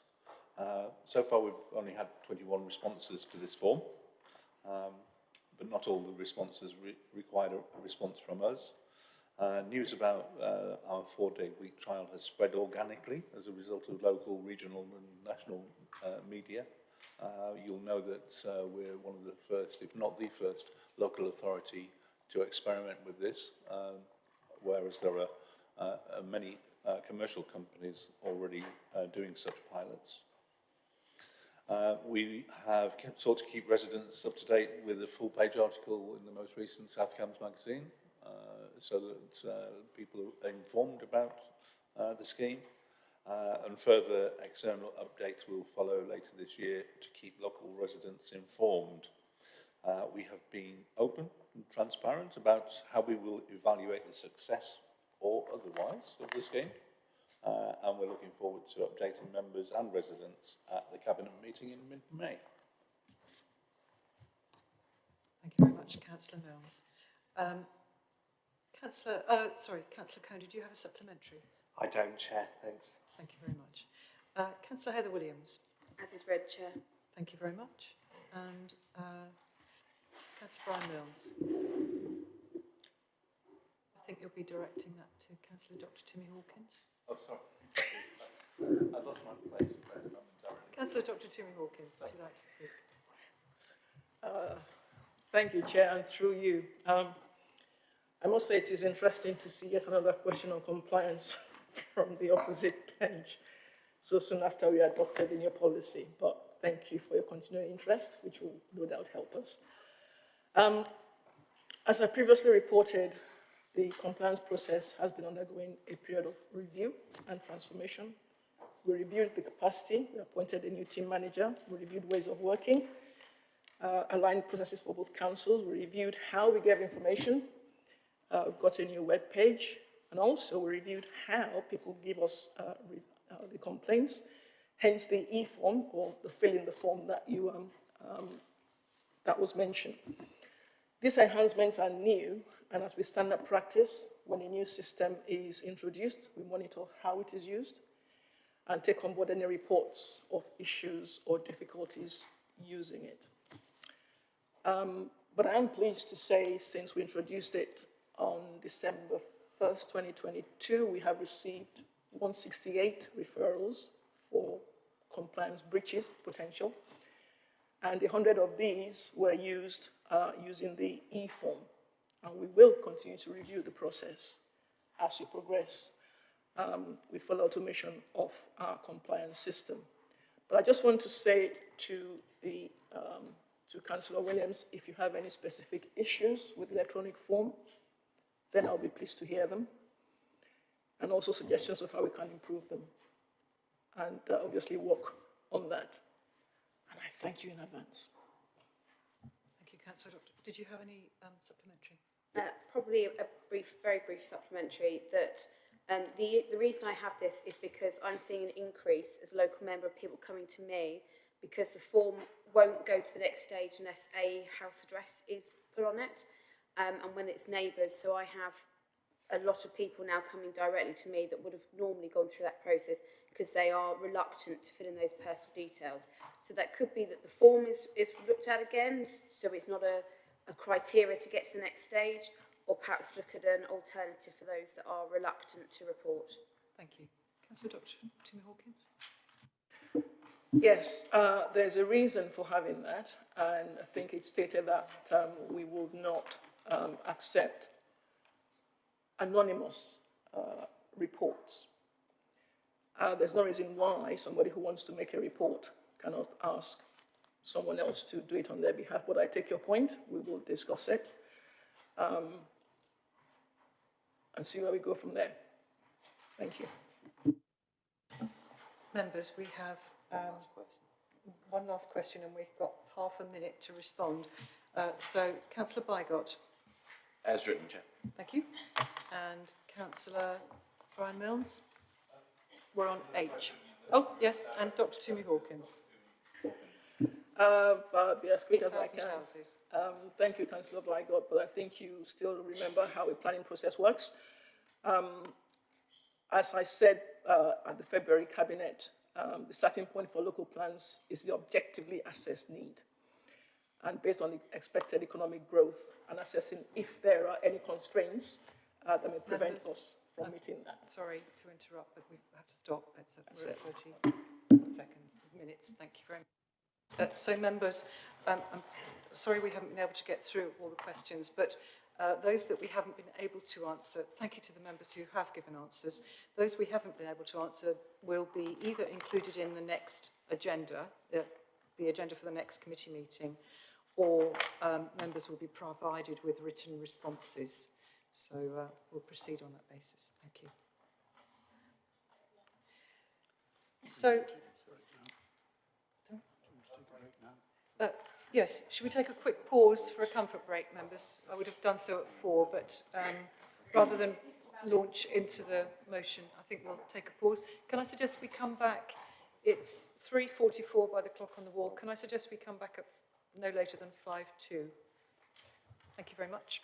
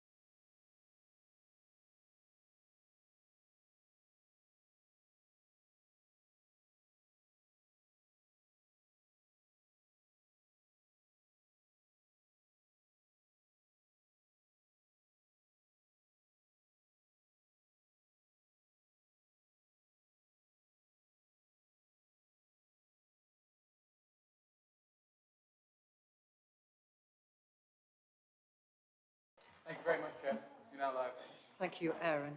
So welcome back, members and members of the public. We apologise for the delay.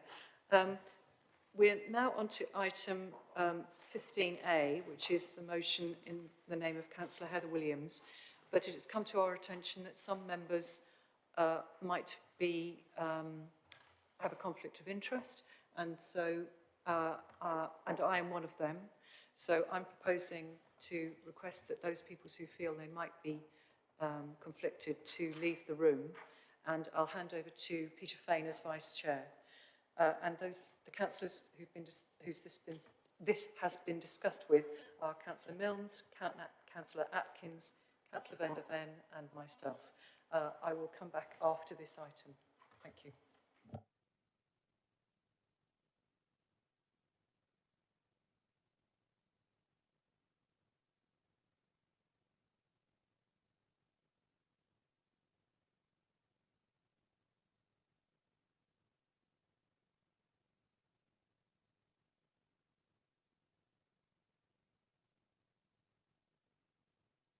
Okay, can we go live, please? Right, welcome back. We now come to item 15A, the motion in the name of Councillor Heather Williams. I think the chairman, before departing, has already explained the circumstances. I just want to emphasise that the motion as tabled was amended in the light of developments recently, but it was amended just in time, and with the chair's discretion, we are therefore able to take that motion as before us.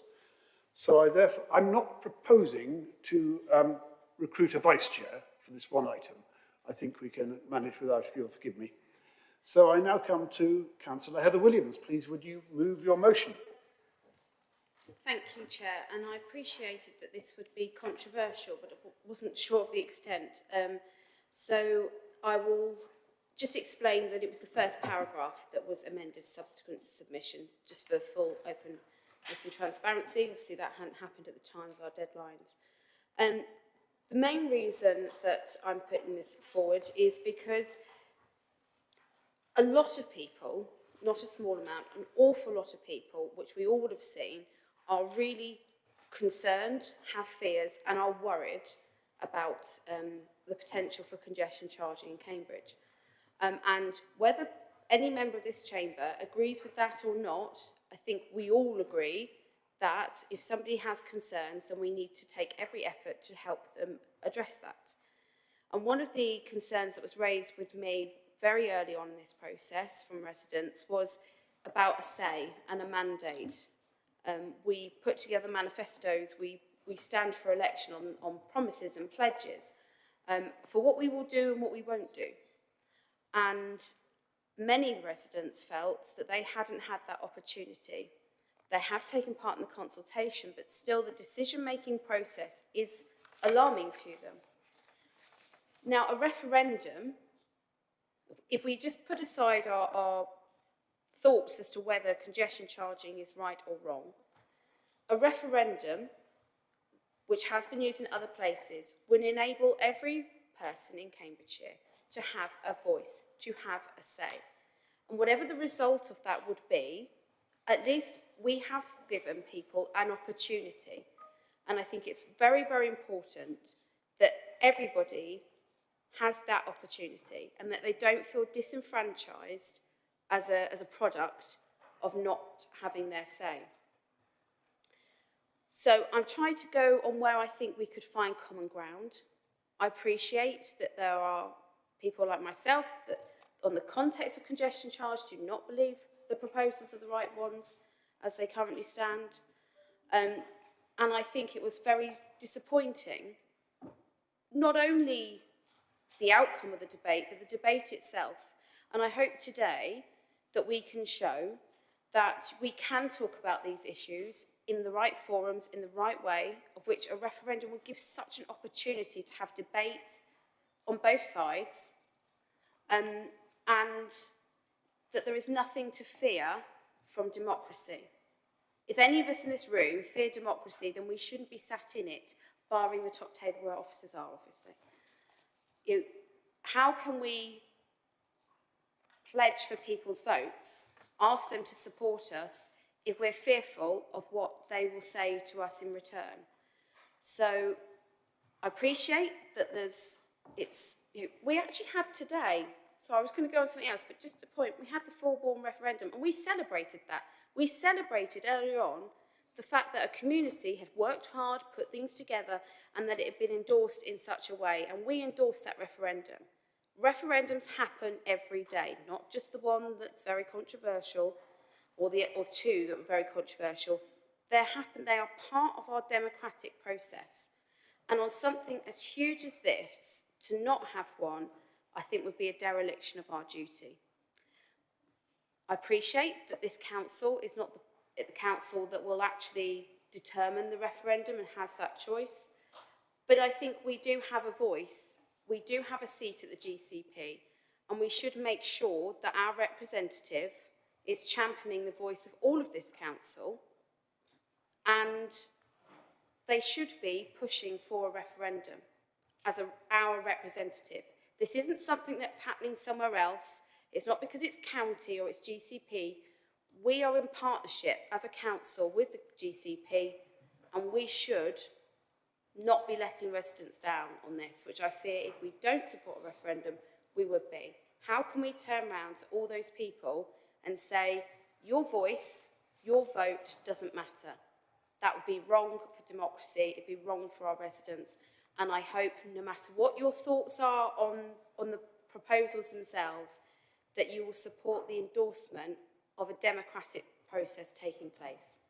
Thank you, Chair. Thank you for moving your motion. Just to remind you that my thoughts on the matter as chair don't matter at all. Do you have a seconder for your motion? I believe I do, Chair. Councillor Littell. Thank you.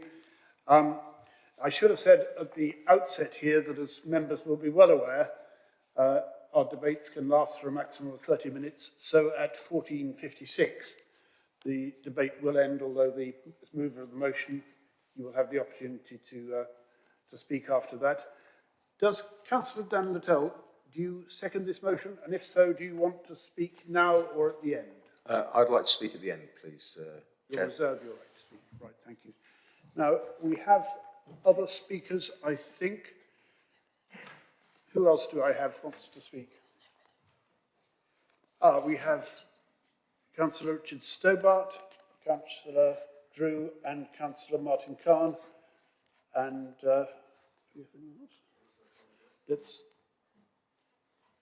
yes, we have Councillor Byworth and Councillor Cohn and Councillor Richard Williams. So we'll start off then with Councillor... Oh, we have suddenly a lot of enthusiasm to speak in this debate. We will try to get to all of you, but I remind you we have only 30 minutes. So I come first to Councillor Richard Stobart. Thank you, Vice Chair. So wrapped up in the motion is the notion of democracy, and yet there are 23,000 submissions to the Making Connections consultation. And then amongst those, and there was a big effort made during the consultation period to include, as it were, the young people's voice. Now, one of the bigger groups of users who have a really compelling need, it came up in the bus debate, of youngsters not being able to get from the outskirts of the city into the sixth form colleges, for example. So that is a group that has a distinct need, and yet by proposing a referendum from which those under 18 are excluded because they're not of voting age, you're actually disenfranchising a group with a need, whose voice needs to be expressed, but whose particular need in this case would be ignored. So for that reason, the proposal doesn't hold water. Thank you for that. I next call Councillor Stephen Drew.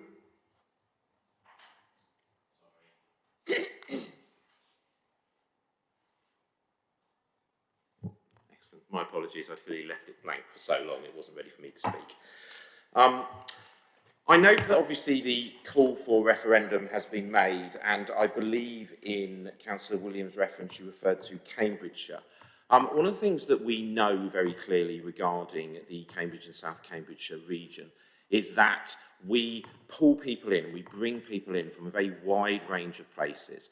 And if we look at the interest that exists regarding the proposed sustainable transport zone in Cambridge, we know that we also have great interest for that from people who live outside of Cambridgeshire. So we have people who live in Uttlesford, for instance, the northern part of Essex. We have people who live in West Suffolk. We have people who live on the Bedfordshire borders. And we could continue with that into other areas as well. And those are also people who will be affected by this proposal. So therefore, I am concerned in relation to the proposal for referendum that is being made here, because it strikes me as excluding a significant number of people whose views and opinions in this matter are just as relevant as ours as residents of South Cambridgeshire. Now, somebody such as myself who doesn't travel to work in the city, who travels to the area which would be outside the sustainable transport zone, I could make a case for being an interested party within this and perhaps having a right to vote any referendum that goes. But equally, if I lived in Bedford and I travelled along the A428 into Cambridge for my commute, I would also surely be able to make a case for being involved in any vote that took place. So therefore, it is for me, any referendum that limited the vote to those residents of Cambridgeshire would be making an assumption that we can be quite parochial about what we do, because we are deciding that only those who happen to live within those legislative borders are able to vote. Yet there are significant numbers of people who are just as invested in our city of Cambridge and in our economy here who live outside of that zone. Now, I noted the reference made by Councillor Heather Williams to the Fulbourn referendum on the local plan.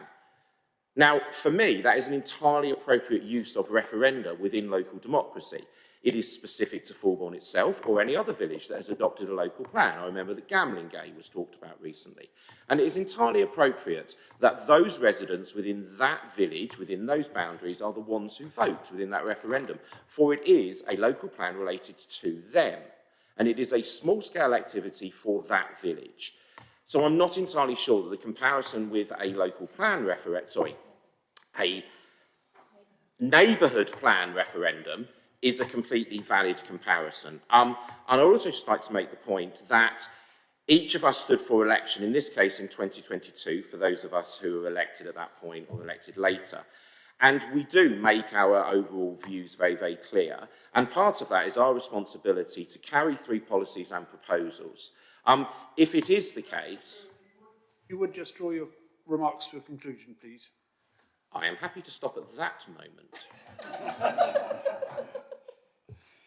Thank you, Councillor Drew. I would remind members that you're asked to keep your comments to less than 3 minutes, and I am keen to ensure that all those who've asked to speak in this debate have an opportunity to do so. Councillor Martin Khan. When I look at referendums, I immediately think of the Brexit referendum, and where a large number of people most affected were not able to vote. In particular, that affects me because my wife is a Polish citizen and was not able to vote in something which directly affected her. Referendums choosing the electorate is a very difficult issue. If you take a an issue like this, which is a complicated issue, which which we are consulting, we haven't got the final solution. And this is rather similar to the situation in the Brexit referendum, where we voted on something where we didn't know what the conditions were going to be beforehand. And on something which was proposed beforehand to be advisory, which became compulsory once it was adopted. It's not satisfactory. It was an unsatisfactory way to run the things. We've got the solutions where we are, but we need to learn from experience. And from experience, it's difficult to choose where your electorate. It's difficult to choose on complicated issues like this. You make a yes/no question to something where tweaks may change the situation. It seems to me, at this stage, certainly inappropriate. We cannot decide where the electorate is, as previous people have commented. We cannot decide the detail of what will be presented, because we don't know what the final conclusion will be. We don't know how it will be presented. I think it is inadvisable from our own point of view, if we're going to get the best solution to the problems we've got, to take something which is complicated in a simple yes and no answer at this stage. So I certainly don't approve of At this stage, I might be convinced in future, but at this stage, I certainly don't think it's the appropriate way forward. Thank you for that. I now call Councillor Tom Bygott. Thank you, Chairman. We are very, very fortunate to be living in a democratic country.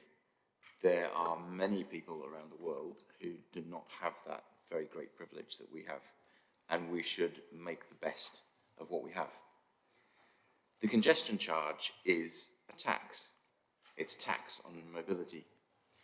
And the GCP wants to impose a tax on the people, but without asking them. And if you remember the great slogan from the United States Revolution, no taxation without representation. So where is this representation happening? So in the GCP, yes, we have representatives who sit on the body voting for it, from the three councils, the city, the county, and district, but there's also Cambridge University there. Now, as wonderful and as august an institution as Cambridge University is, it's not a democratic body, and it does not represent all the people in Cambridge or in Cambridgeshire. So what we actually have is a Congo, and a Congo that is partly democratic, making decisions about taxing residents. And that goes against the whole principle of democratic government.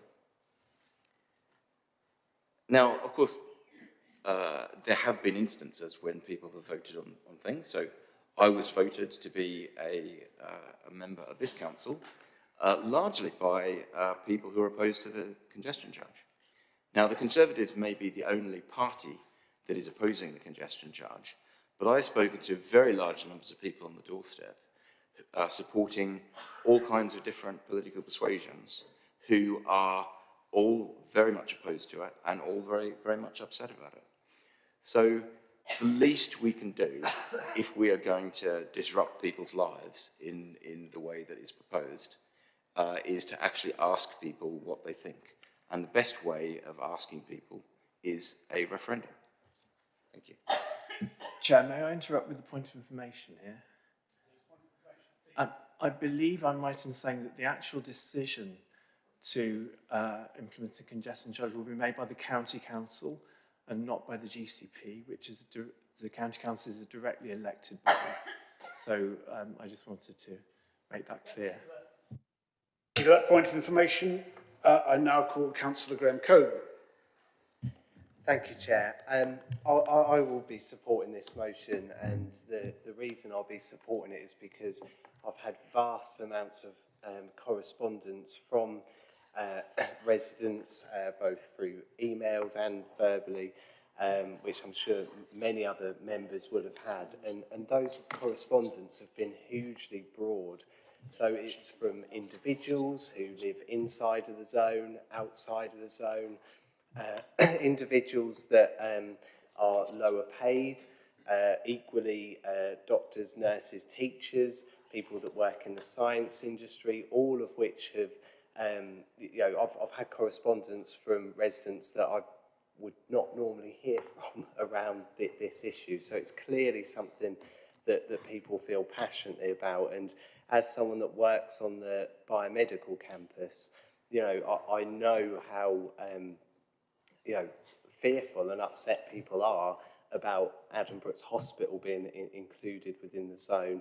And many people that I speak to feel that through the local elections process, that they weren't aware that the congestion charge was on the table. They didn't feel that it was in political leaflets, newspaper articles, and being talked about before those elections.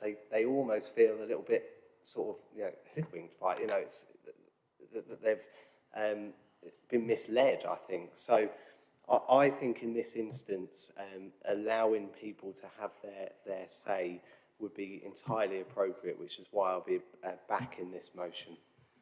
Thank you for that. Members, before I call the next speaker, I would like to just remind you that we will wind this up at 4 minutes to 5, although the mover will get a chance. I'm very keen for the seconder of the motion, who has reserved his position, also to get a chance to speak.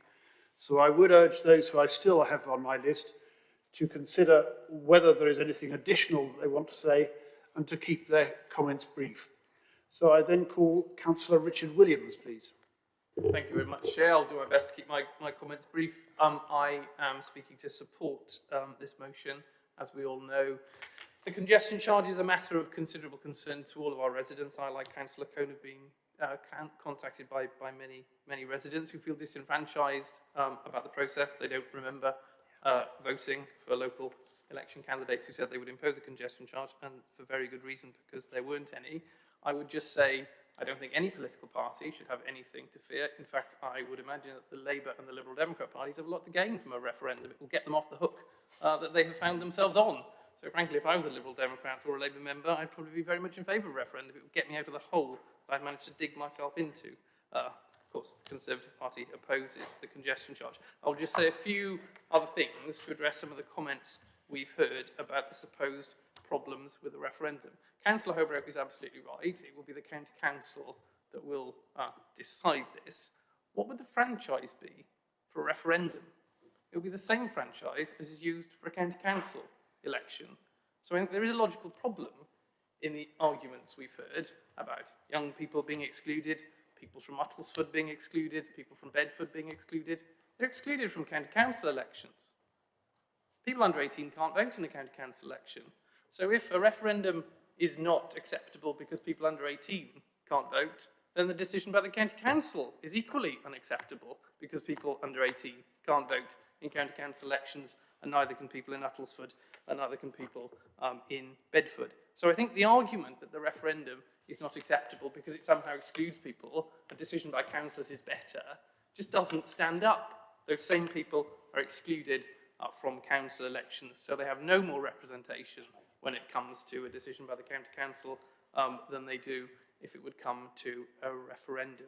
I would also say that the arguments that we shouldn't have a referendum, for example, because young people would be ignored, does rely on the implicit assumption that the voters in Cambridgeshire are either too stupid or too selfish to take account of the interests of other people. Some of us have got children who may get a bus to a sixth form college. We are capable, when we vote in an election, of thinking about the interests of other people. We do it all the time. We do it when we vote in general elections, district council elections, county council elections. So the idea that the people of Cambridgeshire are not capable of considering the views of young people and other groups, I just do not accept. And for that reason, I support a referendum. Thank you. Thank you, members. We have a number of further speakers, and I would remind you of our time constraints, so I would invite those on the list. I have Councillor Peter Sanford, Councillor Judith Rippeth, Councillor John Williams to speak, and then, of course, we have our seconder and proposer to speak. So, next on my list is Councillor Peter Sanford. Thank you, Chair. I understand the estimated budget for a standalone referendum of this type is £1.5 million. £1.5 million. I do not look forward to looking my residents in the eye and telling them I voted in favour of spending 1.5 million of council taxpayers' money on a referendum that essentially duplicates question 9 of the GCP's consultation. I think we should wait for the GCP to complete their work in a scientific way and publish the information. And if one of our councils has £1.5 million lying down the back of the sofa, could they use it to fix more potholes, please? Thank you. Thank you. Councillor Judith Rippeth. Thank you. My point is on disenfranchisement. I'll be as brief as I can, because 16 to 18-year-olds, I think that's been covered very well, as has people living outside the area of Cambridgeshire where this boundary for this referendum would have to lie within the county at some place. What about the disenfranchisement of all the people who took part in the consultation? And the point there is they didn't have to be 18, to take part in that consultation. And you put in your postcode as to where you lived, so that puts in the a much greater sort of understanding, I think, of the range of views concerning this matter, rather than a yes-no kind of vote. And as we know, these things are always more nuanced than a yes-no question can possibly give. And perhaps consider what the question might be. Something like, would you like to see better public transport? We seem to be forgetting about that side of this whole debate. But my major concern, and why I would not vote for this motion, is you are simply disenfranchising large swathes of people. Thank you for that. And I now call Councillor John Williams. Thank you, Chair. Making connections is not just a yes-no matter. The Greater Cambridge Partnership has just carried out the biggest and most wide-ranging consultation in its history that led to over 23,000 responses. It deliberately asked a range of open and closed questions to ask people whether they supported the scheme, which elements they did or didn't support, what they might like to see done differently, or what alternatives would propose. This was intended to provide richer and more nuanced feedback than a simple yes-no, allowing decision makers to balance the wide range of different perspectives we have heard.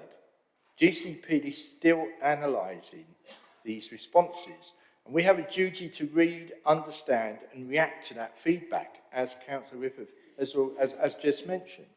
So it is only right that we don't rush to conclusions, but listen and take time to understand people's views and not prejudge the outcome. The results of the consultation will be included in a final report on the proposals and next steps, scheduled for the GCP board in June this year.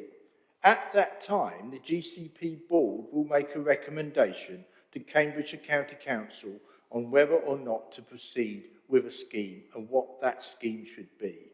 And that's the point at which we should be asking people. Not now. It is too premature.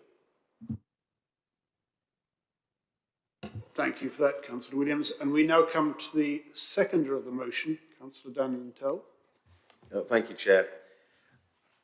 15,000 signatures in favour of a referendum from residents of Cambridge. And in order to sign that petition, you had to provide your postcode. It wasn't like the consultation that could be done from anywhere.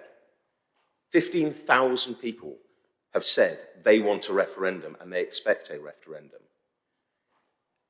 So many arguments have been made in this room by people who 5 years ago, you were bussing yourselves down to London and asking for a second referendum on Brexit. And apparently, Brexit isn't as complicated as transport policy in one English county. Because that can be, it would be impossible to turn around and say, are you in favour of paying a massive new tax? Are you in favour of paying a massive tax in order to go to Addenbrooke's to access your healthcare? And not just Addenbrooke's, but all kinds of healthcare in small clinics across the city and across the county. Do you want to pay £5 to drive off your own driveway? And those of you who don't drive, and those of us who don't use cycle, well, everyone's going to be affected because all deliveries are going to be impacted by this new tax. And the one thing we can all agree that we should have learned for Brexit is when business turns around and says, this is going to be really disruptive, this is going to do a lot of damage, we should actually listen to them. A referendum is our chance to step back and do the right thing, the thing that democratic people and democratic society should do. We do not have a mandate, okay? And if this was a Lib Dem mandate, I didn't know about it and I was a candidate. Our job is to represent the people for 4 years, trying to make local services fit with local needs. We do not have a mandate to impose a massive new tax, a massive new burden on our fellow residents. And if they turn round, as they have done, and say clearly that they want another referendum, frankly, who on earth are Cambridgeshire's Lib Dems to say no, particularly after agitating for a second Brexit referendum for so long? When you're in favour of referendums, you campaign for them.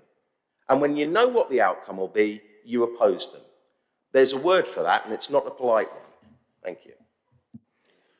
Thank you for that.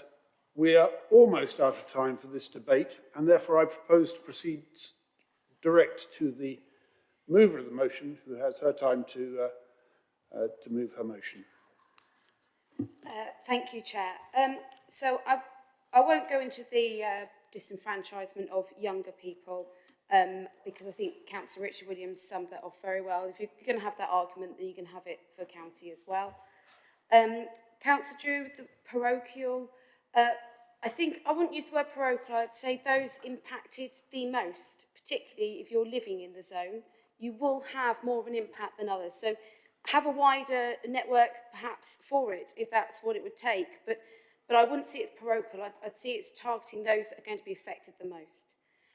Councillor Khan said about it being complicated and having a bad experience. If we didn't repeat bad experiences, none of us would be sat in this chamber, because we've all had days that we've left feeling a bit bruised by the comments of others, etc. And the whole point of us is we keep coming back for more.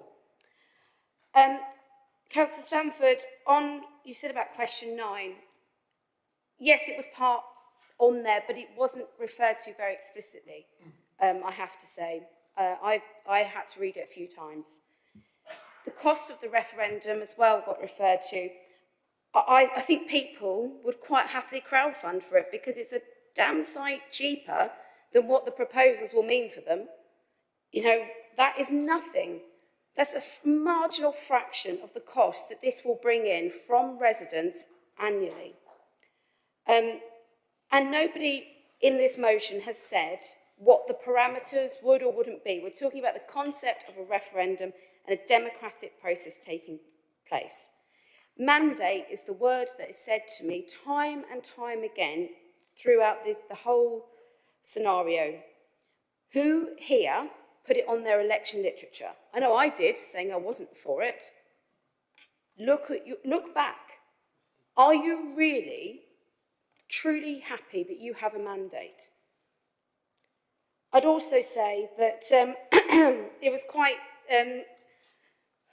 accurate to hear Councillor Bygot's reflections of the long-standing by-election. All parties were upset. That is why a referendum would be the most appropriate thing, in my view, because this transcends party politics. You know, we're seeing people that are really opposed to this across the political spectrum. Now, if you want them all to vote Conservative, that's fine. Good luck to you on that one. But really, that's the point of referenda, when it's something that's so big and affects everybody so much that you have this mechanism to deal with that. Councillor Combe referenced about a broad spectrum of people, and I just very quickly, Chair, go through some of the correspondence that I've had. I've had carers that live, one in particular in Grantchester, that's worried about going in and out of the zone every day to care for their elderly relative.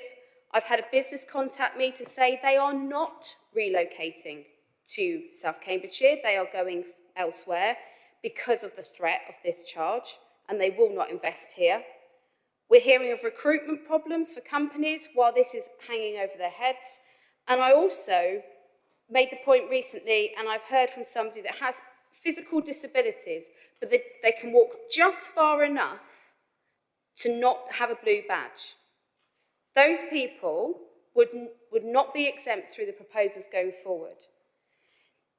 Also, there is a lot that can be decided in that process. No one's setting the wording here or the parameters. It's the principle of whether you are going to allow people a vote and a say on this issue or not. We've heard the word nuanced. It's very nuanced, said a lot. I can tell you what a lot of people that speak to me say when they hear that. They feel insulted.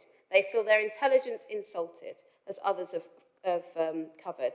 And as Councillor John Williams says about preempting, this is not preempting the outcomes of anything. This is saying that whatever the outcome, any outcome at all, that we will make sure that people get the final say.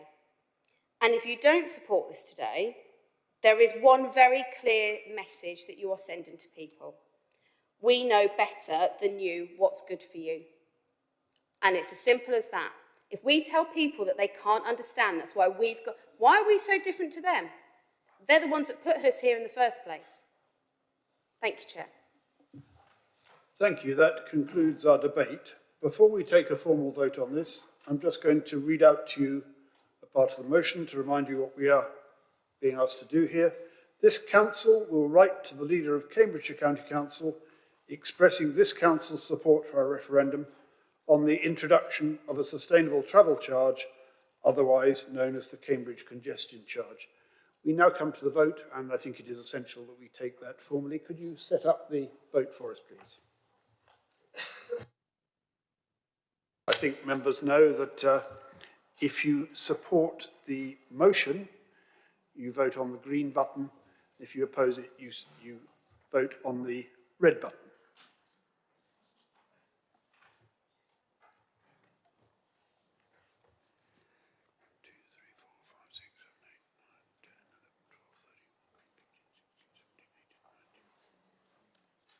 Oh, sorry.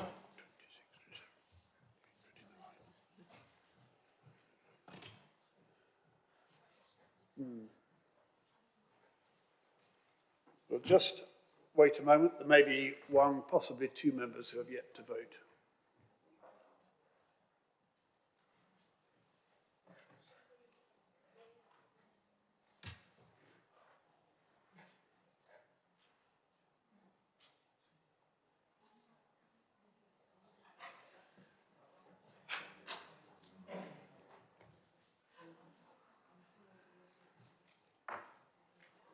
Is there anyone present who wants to take part in this vote who has not yet been able to do so?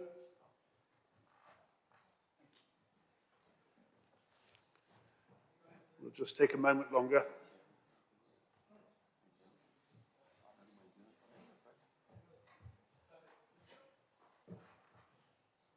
I think that's everything now, Chair. Let me just confirm that.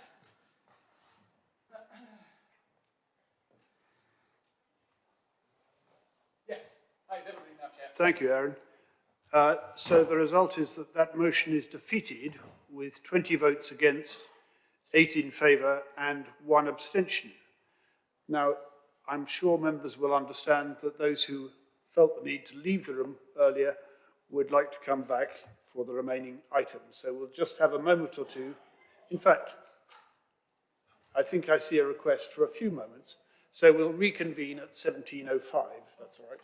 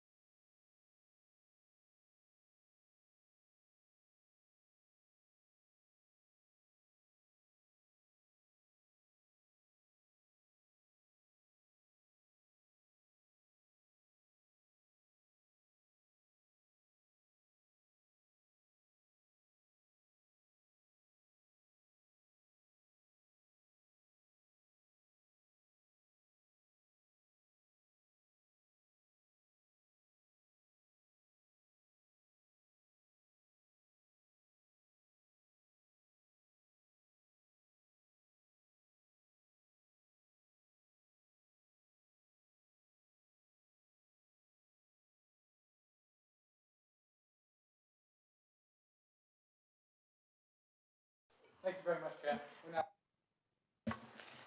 Thank you.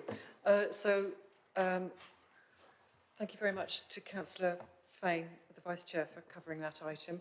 We're now on item 16, and amusingly enough, it's Chair's engagements. There have been no engagements since the last meeting, and I just wanted to let you know that the next council meeting will be the annual meeting of the District Council, and that will be held on 25th of May at 2 p.m. So I'd like to thank everybody who is still here and those who took part earlier on. And I'd just like to say thank you very much. This is my last chairing, as it were, of full council until the AGM. Okay.